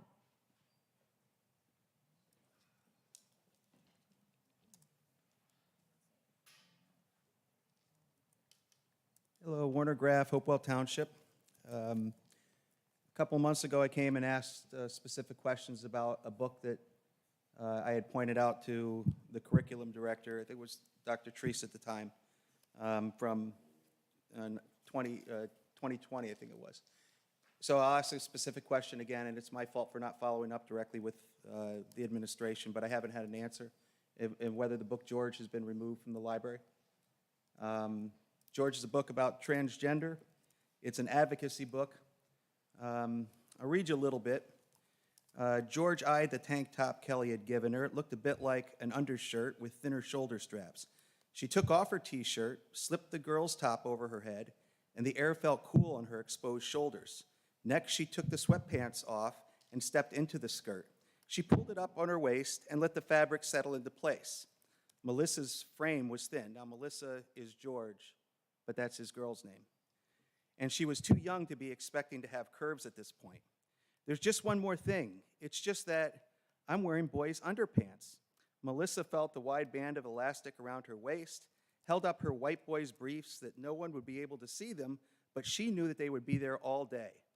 Ew, yuck, pull them off. Kelly, which is her friend helping her get dressed, handed Melissa a pair of light pink underwear covered in tiny red hearts. They were small and light. You can have them, don't worry, they're clean. Melissa took off her own underwear, stepped into Kelly's, and pulled it up under her skirt. Other than the coolness of the fabric on her skin, she could barely tell that she was wearing anything at all. And then it goes on about how she had an experience in the girls' bathroom where she lifted her skirt to see her underwear covered in the tiny red hearts. She pulled it down, she sat, and she peed just like a girl. She didn't even tell Kelly afterwards because that was a magnificent day and part of her personal secret. Apparently not, because every 9-year-old can read about her personal secret out of this book in the library. Now, when I brought it forward, we had a debate about being sensitive and educational about transgender. I would like it if somebody would just recognize that if somebody talked to my girl about this kind of stuff in an alleyway, after calling them a pervert, I would get the cops and have them arrested. If you have teachers do it and you think that there's a patina of legitimacy because they're in a classroom, it doesn't change the material that's being put in front of 9-year-olds in our class. This book is trash. And I'm just reading you a small excerpt. That was an 8-page oratory about trying on girls' panties. All right? This is what's replacing reading like Emerson and Walt Whitman and John Steinbeck and Robert Frost. This is what we've come to. There's a whole section on puke. Thank you, Mr. Graff. Your time's expired. You get the idea. So I'm going to leave you with... Thank you. Yeah, I'm going to leave you with a summary of... Mr. Graff, thank you. And this is my opt-out. Mr. Graff, please refrain from commenting.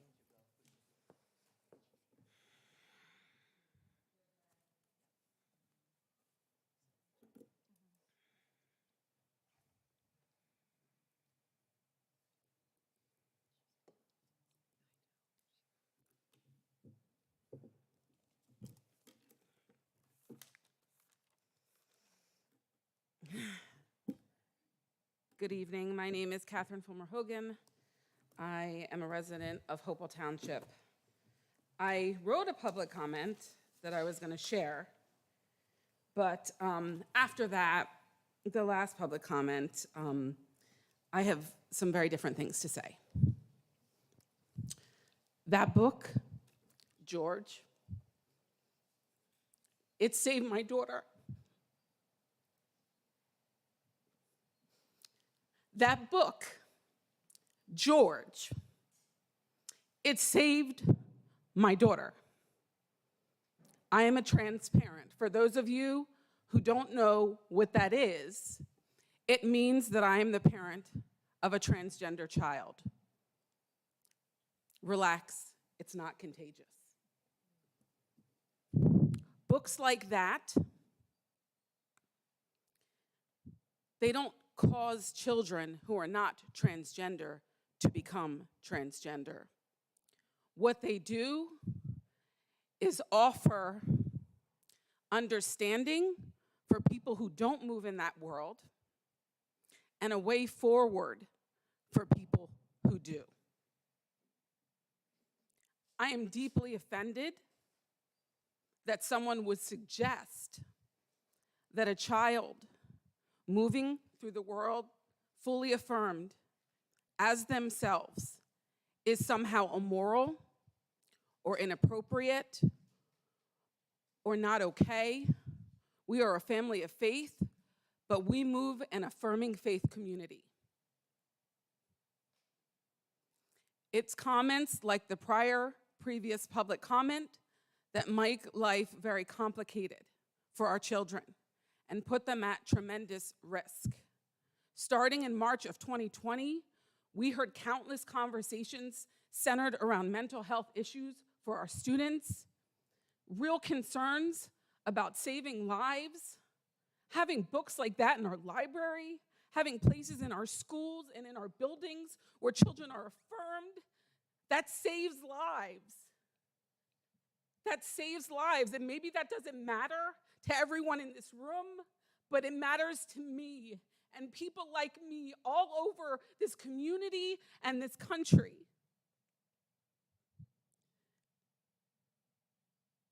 I'm sorry, I didn't mean to be so emotional, but this is very near and dear to us. And I just want to say that I'm grateful that I live in a community where my child can move through the world just as she is. Thank you, Ms. Hogan.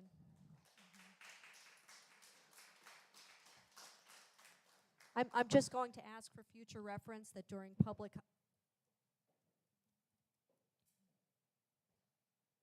Are we okay in the audience? There shouldn't be conversation across the way like that. For future reference, during public comment, we ask that you direct your comments directly to the board and not to other audience members. Anyone else for public comment?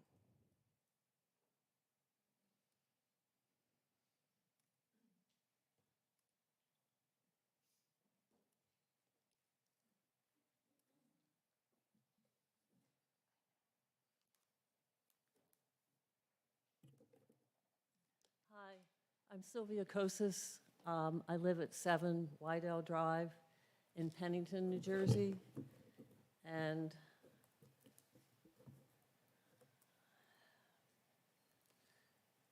that's a hard act to follow. And I hope that any comments that I make tonight do not offend anybody. They're not intended to offend anybody. And I'm trying to get this address label off so I can stick it on this sheet of paper. So I'm here tonight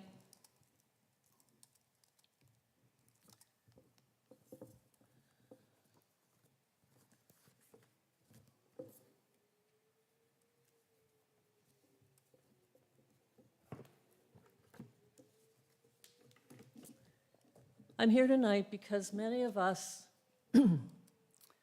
at this meeting tonight or in the community, we want to ask the Board of Education, please don't teach any children, trans, cisgendered, bisexual, any children, K through 12, that it is normal and healthy and safe to view pornography. As one of the other people who got up to talk tonight talked about this website, amaze.org. This is a screenshot of one of the videos. It's not the one for pornography, but it's one on masturbation. But the one on pornography says this: is it normal to watch porn? Yes. It's right there, and it's free.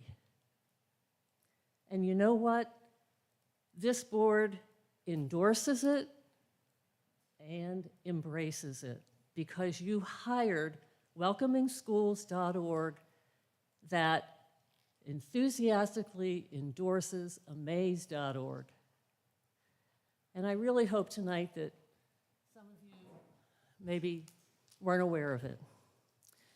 We came to these meetings and we hear terms that are important: social and emotional learning, create safe spaces, teach collaboration. We spent the last 2 years protecting our children, wearing masks in school, in the bus, outside, Playgrounds were closed. They maintained 6 feet of social distance. They quarantined for 10 days. They were contact traced. And they heard messages that they might even kill somebody. I'm sorry, Ms. Kosas, your time has expired. Thank you. Thank you.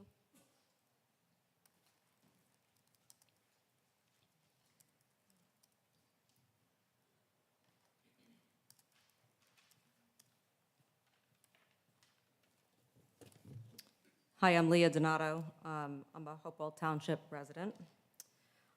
First, I would just like to say thank you to Dr. Trace and the Board of Education for supporting a progressive and inclusive curriculum for our children. I've always felt an enormous amount of pride being a part of the Hopewell School District, and I have every confidence in this district that they will use the state guidelines to responsibly incorporate an inclusive curriculum. I am the mother to Knox, a 5th grader at Bear Tavern, and I'm one of several same-sex families at the school. I'm also a mental health therapist working in this community, primarily with the LGBTQ+ population. I think we could all agree that a child learns best when they feel supported, safe, and included. We all want to belong. Children develop to their fullest potential when not only given academics in school, but also given opportunity for social and emotional learning. Being with all different kinds of kids challenges beliefs and provide diverse interactions. I'm grateful that in Hopewell we're promoting acceptance and respect for children by providing a curriculum that includes all children. An inclusive curriculum does not mean to take away, it means to add. By adding curriculum to include the social and historical contributions of the LGBTQ+ population is long overdue. Some in the county are outraged by including the topic of gender, gender identity, and gender stereotypes at the elementary level. Teaching my 5th grader about gender identity is not going to make him transgender, but it will make him understand that all people are different and there is room for all people in this world. Using inclusive language and providing representation of all families is a very simple way to affirm our children's identity. I will end with this. 52% of trans youth attempt suicide. That's 4 times more likely than their peers. They are not inherently prone to a higher risk of suicide because of their sexual orientation or gender, but rather placed at a higher risk because of how they are mistreated in school and by society. People always remember how you make them feel. Feeling supported and included at school is essential for all children. Thank you. Thank you, Ms. Donato. Anyone else for public comment?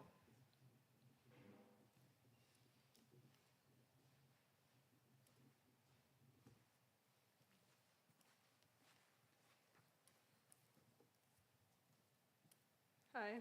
Okay. This is a completely different subject. So I'm Nadia. I'm a senior at CHS. I'm a leader of the Youth Environmental Society. And as you know, last week was Hopewell Valley Green Week. And we had a successful series of in-school and community events about environmental issues. And the Green Week Committee is looking forward to presenting about Green Week at next month's board meeting. Hi, my name is Abigail Rise. I'm a senior at CHS, and I'm from Pennington. So at the board meeting on March 21st, the leaders of the Youth Environmental Society presented our climate action proposal. We would like to thank you for listening to our presentation and for your positive feedback. Since then, we have submitted a video summary of the process, as well as our document and slideshow to the NJ Student Climate Challenge. Our proposal asks the board to approve a resolution by the end of this school year committing to creating a climate action plan over the 2022 to 23 school year. We are wondering if there are any updates. We also want to ask you if you would like the YES Club's input in creating the resolution and how you envision working together on the next steps in this process. Thank you. Thank you, Nadia and Abigail.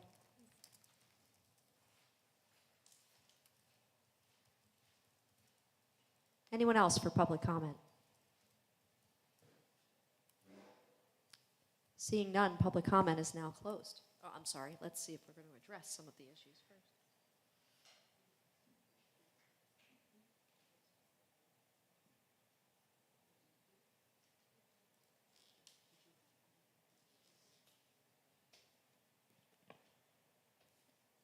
I'm going to start by responding to our green team. Thank you both for coming to our meeting today. The board has reviewed your proposal, and we do look forward to working with you. We've been talking about the idea of creating a committee, a subcommittee of the board that would work directly with students in our green team to make sure that we start, achieving some of those goals as we move along. So we look forward to our continued conversation. Your presentation was very, very impressive. A lot of the work that you outlined in your proposal are things that we're looking into right now. So we're very excited about our work together. Thank you for following up. We look forward to your summary of how you've engaged in activities over Green Week and our work moving forward to make sure that we set these goals and put them to paper moving forward. So thank you. I'm going to start with Warner Graff's question about George. Mr. Graff, when you brought the concern about this book to the district, as is our protocol, I brought it to our Education Program Committee, and I shared the exact excerpts that you shared tonight with them. They had time to read them aloud and digest them on their own, and we did report out not only to the EdCom committee, but to the larger community, the findings of that. And it was upheld that the book was going to remain a part of our school libraries, as in that it provides representation of our trans students here. It's not a mentor text, but it is a book that sits on our shelves that students can check out, and they can see themselves reflected in the books and also learn empathy for other students. So that book was explored, and I thought I followed up with you on that, so I apologize. I thought we had some emails back and forth. But I can share all that with you, including the notes from the Education Program Committee to prove that it was discussed in that committee. Yes, my pleasure. Now, in terms of the human growth and development standards, the state did publish K-5 standards, 6 to 8 standards, with some discussion about sex, sexuality in the lower grades. In those documents, it has those things in parentheses, meaning district can opt to have those discussions at those grade levels. This district does not have discussions around those things in the early grade levels. When we talk about human growth and development, and nothing's changed in the decades we've taught it, we do teach about puberty, we teach what's gonna happen to your body, whether you are born with male or female parts, hygiene, all of those things in 4th and 5th grade. When we have those discussions, and we will continue to do this moving forward, letters go home to parents, and parents can decide if they want their students to engage in those conversations or not. And you can opt out of those conversations and have those at home on your own if you would like, and we have parents that do that and have done that for decades. In terms of talking about sexuality, sex, and contraceptives, that does happen here at the high school level. It needs to happen. That is part of the standard. It's been so. And parents also receive information. This is happening. High Tops comes in, trains our students, because students do better having those conversations with other adolescents. They teach the teens the curriculum. They give those lessons in health classes, and parents are alerted ahead of time, and they can opt out of those as well.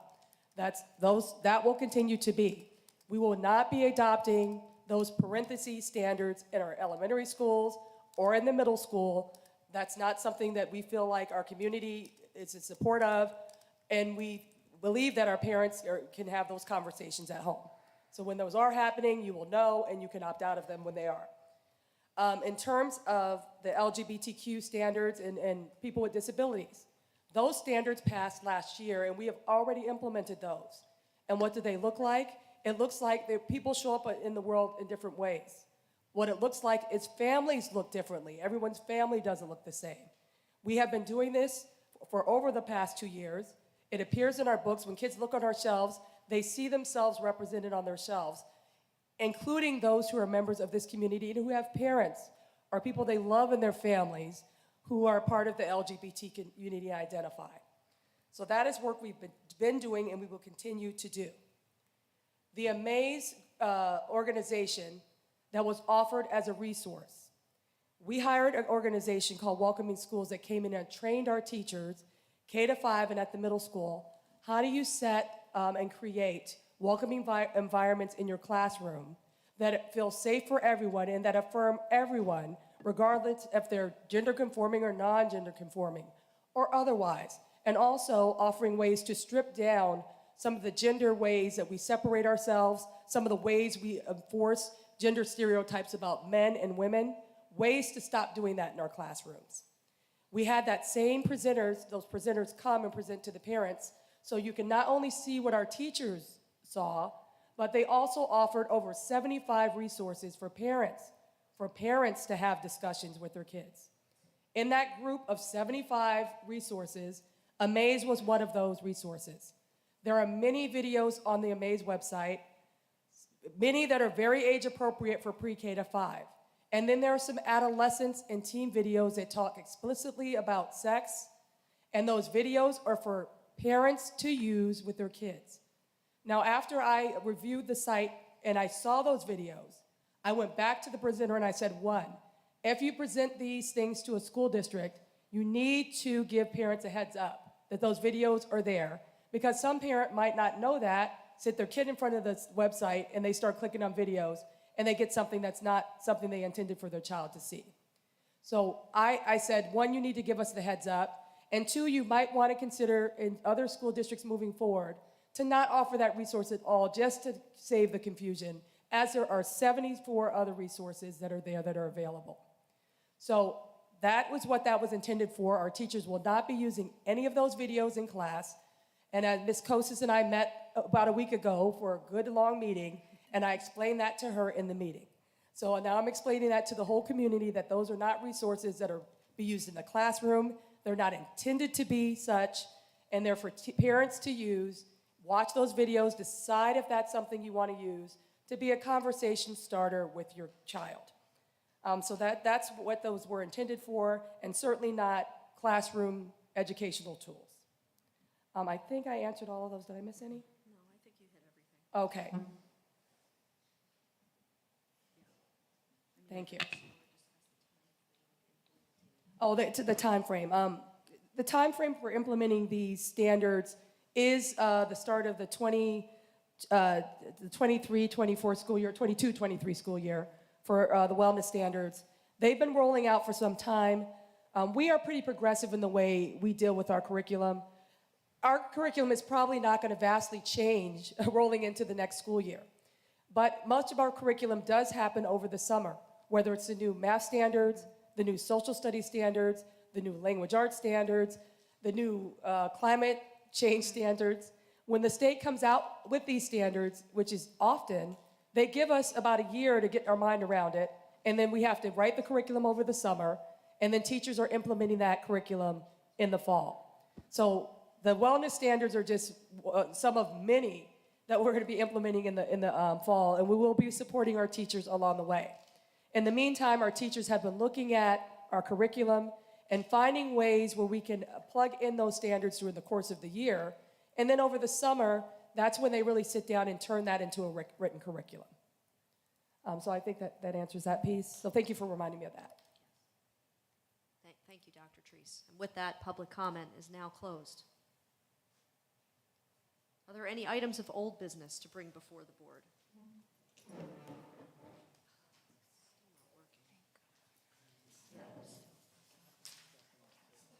We will move to the consent agenda as we move into the business portion of the meeting.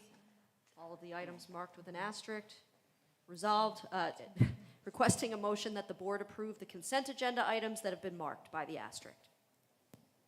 So moved. Any further discussion? All in favor? Any opposed or abstaining? Motion carries.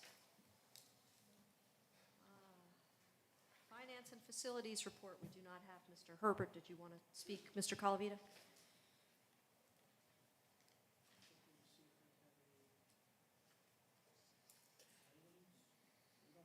No. We don't have any action items. We did meet, pulling up Bill's notes, we did meet on April 11th, discussed, among other things, a safety grant that we received from New Jersey School, our insurance provider, that's going to provide us $28,000 to enhance our camera additional cameras for our schools, and some additional door swipes. We'll be figuring out where later on. We were happy to reappoint Pomptonian this evening for their third renewal under a 5-year contract. We've been pleased with what they've done during our COVID situation, and we look back to getting back towards regular service in September. We are moving ahead, as we talked about during the capital project portion of our budget presentation, moving ahead with the replacement of our turf field, our tennis courts, and some additional HVAC boiler work that's going to be done this summer, just reiterating that we discussed. We discussed the purchase of some additional buses that are coming offline. Buses are good for 16 years, 16 years. We must get rid of them after that. That's what we're doing.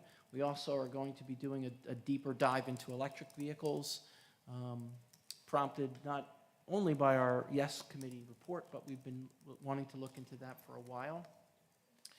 We also are considering the potential law out there that would mandate high school start times of no later than 8:30, or no earlier than 8:30, correction. That could provide enormous for us going forward if that were to pass. As we mentioned earlier, we did meet with the township to discuss the building that's going to be going on behind ShopRite, and then the demographer's report and how we're going to work together to present that report to the public. And then Tom Quinn updated the committee on some of the current projects that are going on currently right now in the district, the sewer issues that we've had, and some of the other emergent projects that our team has been able to address on their own, and that just gives another plug to that group of guys who are able to handle some of the more common issues that go on with our facilities on our own without the use of contractors. So those are the things that we're addressing in finance facilities. Jackie, Adam, I don't know if there's anything else we needed to hit, but those are the highlights. No? Yeah, I think that was good, Bob. All right. It was thorough. Any questions for Mr. Calavita? Okay, seeing none, we will say thank you, and we will move on to personnel and Ms. Smith.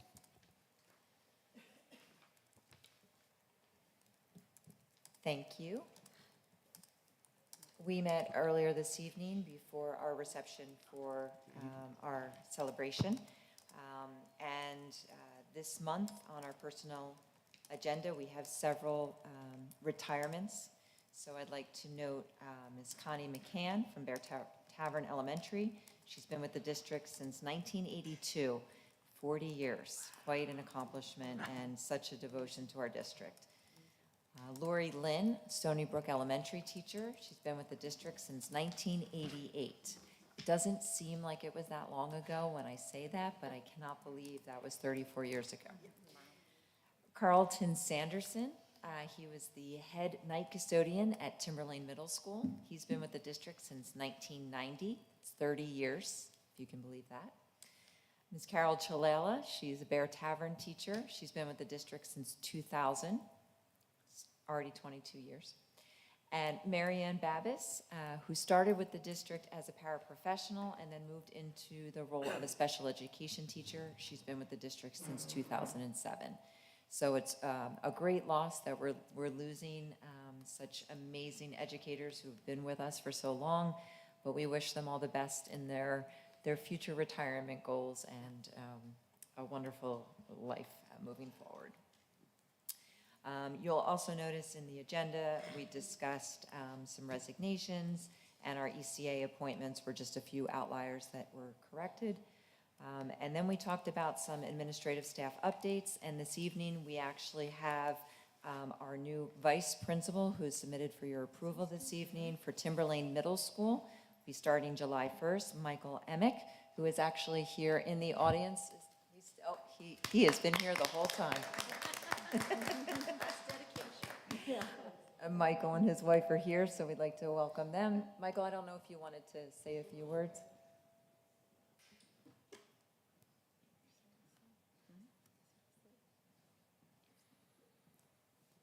I've been hiding in the back this whole time. I know it's been a long meeting. I just want to say I'm thrilled to be given this opportunity. I'm honored to be joining such a tremendous district, and I really, really thank you for the opportunity. I'll get out of your hair now. Thank you. Thank you so much. Welcome aboard. In addition, there were a few updates to some job descriptions that were shared and discussed.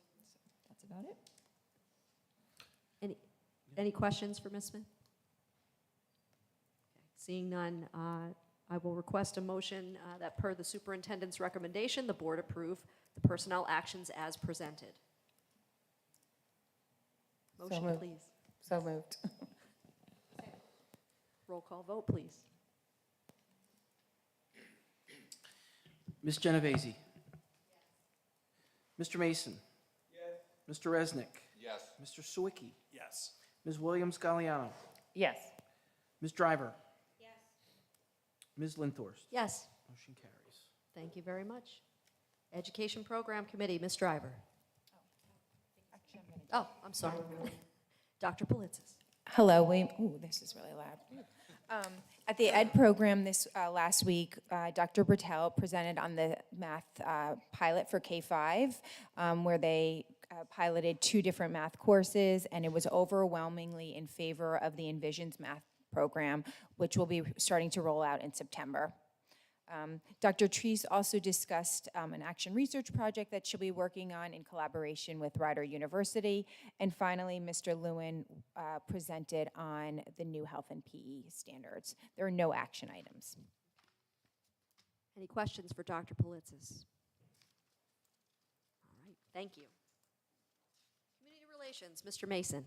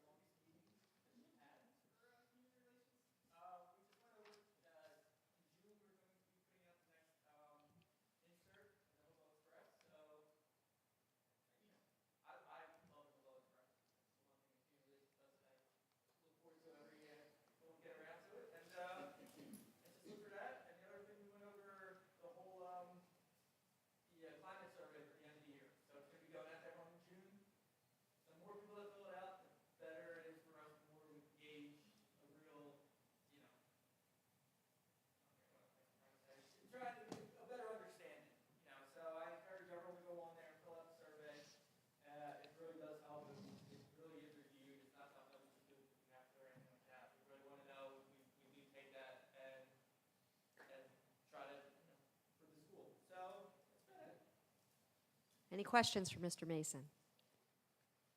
All right, thank you.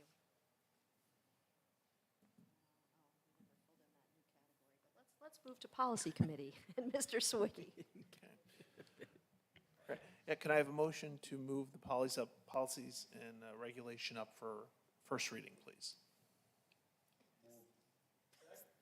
Okay, so what we have today is Policy and Regulation 8465 covering bias, crimes, and acts, and Policy 5541 covering anti-hazing. These are mainly driven by changes starting from our policy service, but we actually, went through these in quite a bit of detail and made a number of changes.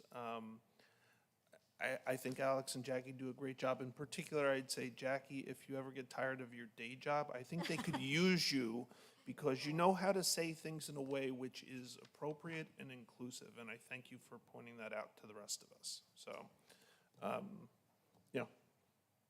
that's the main focus of them. And we're recommending approval for first reading. All in favor? Aye. Any opposed or abstaining? Motion carries. Okay, can I get a motion to move the policy up for second reading, please? Second. Okay. We have policy 5751 covering sexual harassment of students. Again, this was primarily driven by state changes. There have been no changes since first reading, so we're recommending that the board approves it for second reading. And that one's a roll call, correct? Mr. Mason? Yes. Mr. Resnick? Yes. Mr. Sawicki? Yes. Ms. Williams-Galliano? Yes. Ms. Driver? Yes. Ms. Genovese? Ms. Linthorst? Yes. Motion carries. Thank you. Mr. Sawicki. Review of board calendars. Sorry, it keeps going out on me. I'll request a motion to approve the May calendar. Really, we're past April Yep. at this point.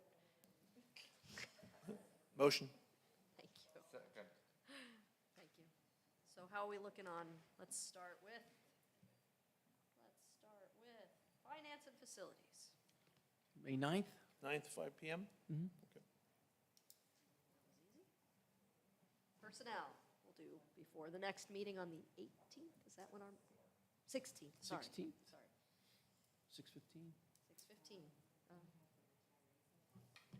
6 o'clock. 6 o'clock. Okay.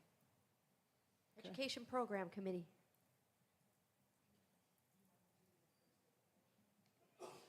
Bless you.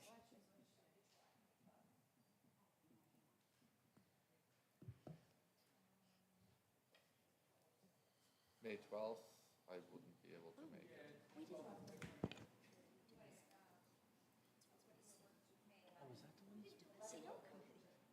No. You can. Yeah, I'll zoom in. That's what the,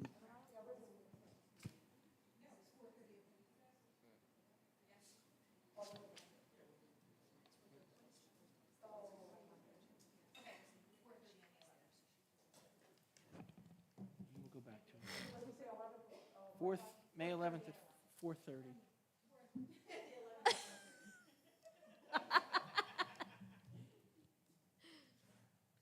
Let's get it straight over there. What's going on? Policy. Policy. Maybe May 6th, 8 a.m., would that work? May 6th. We'll do Friday or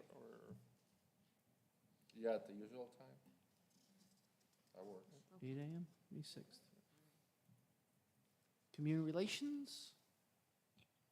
Can we do, I like to do it back-to-back with EdCom, Yeah. and that Wednesday actually works for me, so can we do 3:30?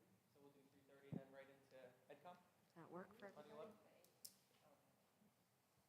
And then SEL. And SEL, which we need to go back to because we had an issue with the agenda here and didn't do an SEL committee report. I'm so sorry. It was new committee. It was new committee. The 19th at 9? Okay. Yeah. Yeah. All those in favor? Ms. Galliano Williams, would we like to go back and would you like to provide a report, please? Huh?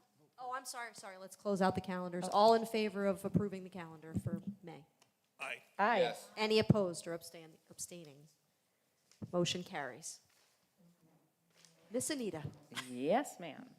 Okay, so we met on the 21st, Thursday, and it was a short agenda, but lots of great discussion. One of just acknowledging April 18th SEL Day, and it was a success, great participation, trips to the watershed, and the scope camp is what it was called.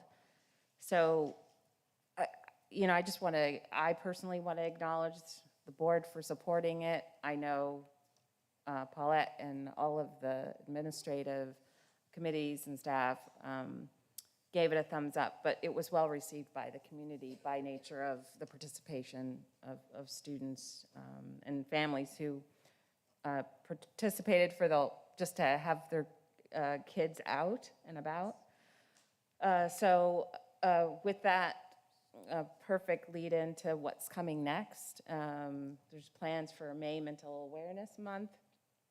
And specifically, the committee has already reached out to each of the principals and invited them to participate and involve their students and plan. So right now, I think they're somewhere in the ballpark of 40 or so, 40 plus staff members who are organizing, and also specifically for the Mental Awareness Month. But I also want to acknowledge that there's ongoing participation of up to 50 individuals who are doing Dr. Buzzer's training. So that has been going on, Paulette, for how many?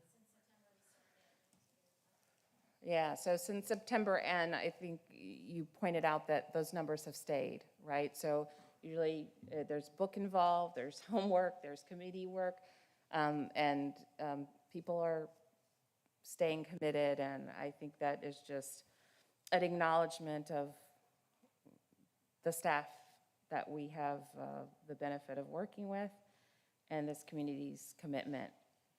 Also, during Mental Health Awareness Month, Heidi Kami is arranging for a movie screening of Chasing Childhood, which is potentially May 26th. Have we confirmed that date for sure?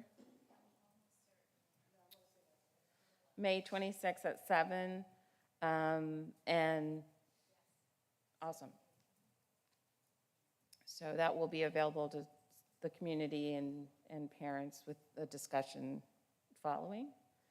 And then the last thing on the agenda, we had Dan DeStefano come in as a supervisor of counseling and share data regarding the number of students who are receiving counseling services at all levels of our district, and also the degree of services that might be needed, where they were being provided, and I think acknowledging just the huge benefit that the Rutgers services have provided our school district and families in crisis specifically, and being able to maybe find immediate resources and beds for them in cases where it may have taken a little longer.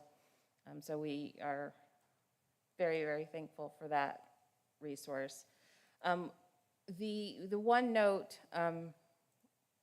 that's important to share is, of course, the numbers continue to indicate that our students need services, and they are increasingly needing these services at varying levels, at all grade levels, elementary through high school.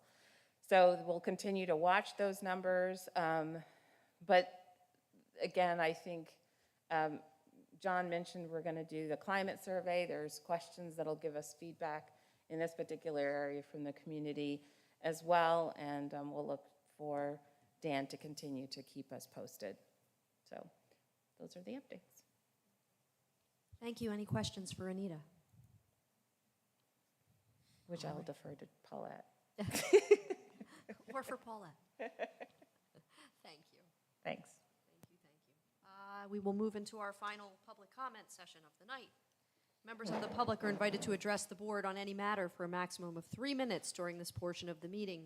You are, excuse me, you are asked to state your name, address, and municipality in response to your comments. The Board of Education may respond or direct the superintendent to do so. The board may also opt to take the matter up at a future meeting so that the matter is researched by the district administration. Public comment is now open.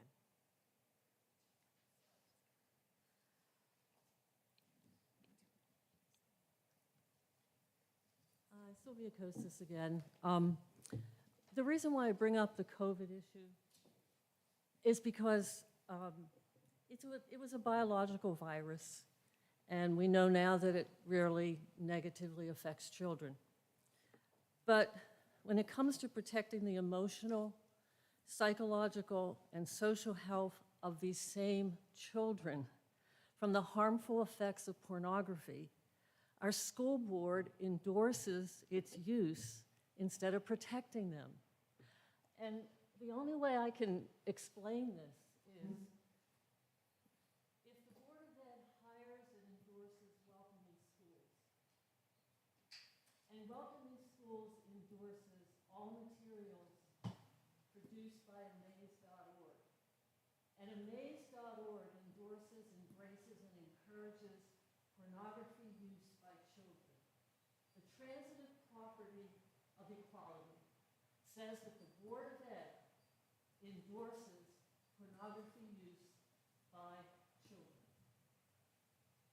And you cannot sit here tonight and say that you are paying Dave Edwards to come here and talk about good things. Yes, embrace all students. No one is, I'm not saying that tonight, that that's not what's important to do.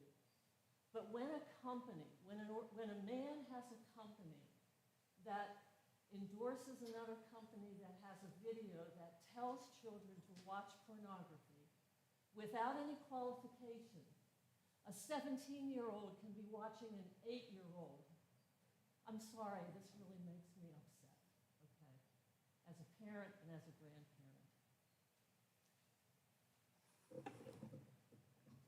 Please don't teach our children to watch pornography. The content of online pornography on their iPhone, iPad, Chromebook in 2022 is unregulated, easy to access, and more difficult for caregivers to monitor. Online porn is a $12 billion industry, and it portrays extreme forms of sexual behavior and sexually violent content to trans people, to cisgendered people, and to children. There's a handout in the Journal of Pediatric Healthcare, March 2020, and it lists the problems with children watching pornography. I won't read them, I don't have time. So say no to amaze.org. I'm sorry, Ms. Kosas, your time has now expired. Thank you.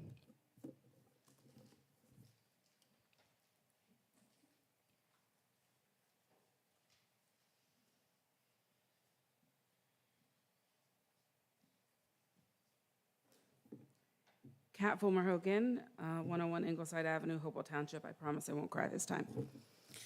I wanted to be here this evening to address this board, our district administrators, community members gathered here, and those viewing online. I feel very fortunate to be raising my child in this community and to have them attend have them attend our local schools. I'm wearing this heart over my heart as a visual reminder of who and what I seek to protect and fight for. I'm involved in organizations with parents like me in the broader community across this state and the country.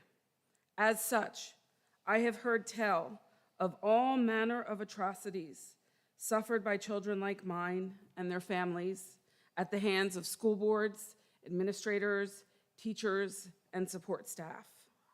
I will forever be grateful that those stories are so unlike my own, due in no small part to the kind of school environment the district creates here. I can assure you that curriculum that includes all gender identities and expressions, curriculum that doesn't exclude folks we tend to other when we operate by heteronormative standards, absolutely saves lives. There are all sorts of folks moving in and through our community and this world, and if we are not preparing our students for that, if we are not preparing them for this diverse world that they will fully inhabit, we are not doing our jobs as parents and as administrators and educators. I am so pleased that what we offer by way of curriculum as a district reflects the core values of this community. I choose to stay here because those core values are very much in line with my own, with the circles I move in, and the organizations and initiatives I serve. Anyone here or watching online who is interested in learning more, please join us right here on June 1st for LGBTQ 201. We will be offering 6 different panels from everything from law enforcement to affirming faith communities, to mental health, to to leveling the playing field in athletics. Please, Sorry, please your time join has us. expired, Ms. Hogan. Thank you. Anyone else for public comment? Public comment is now closed. I will request a motion that the board enter into executive session to discuss matters of harassment, intimidation, and bullying, and employee and personnel issues, as well as a sidebar agreement. No action will be taken. Action may be taken. So moved. All in favor? Aye.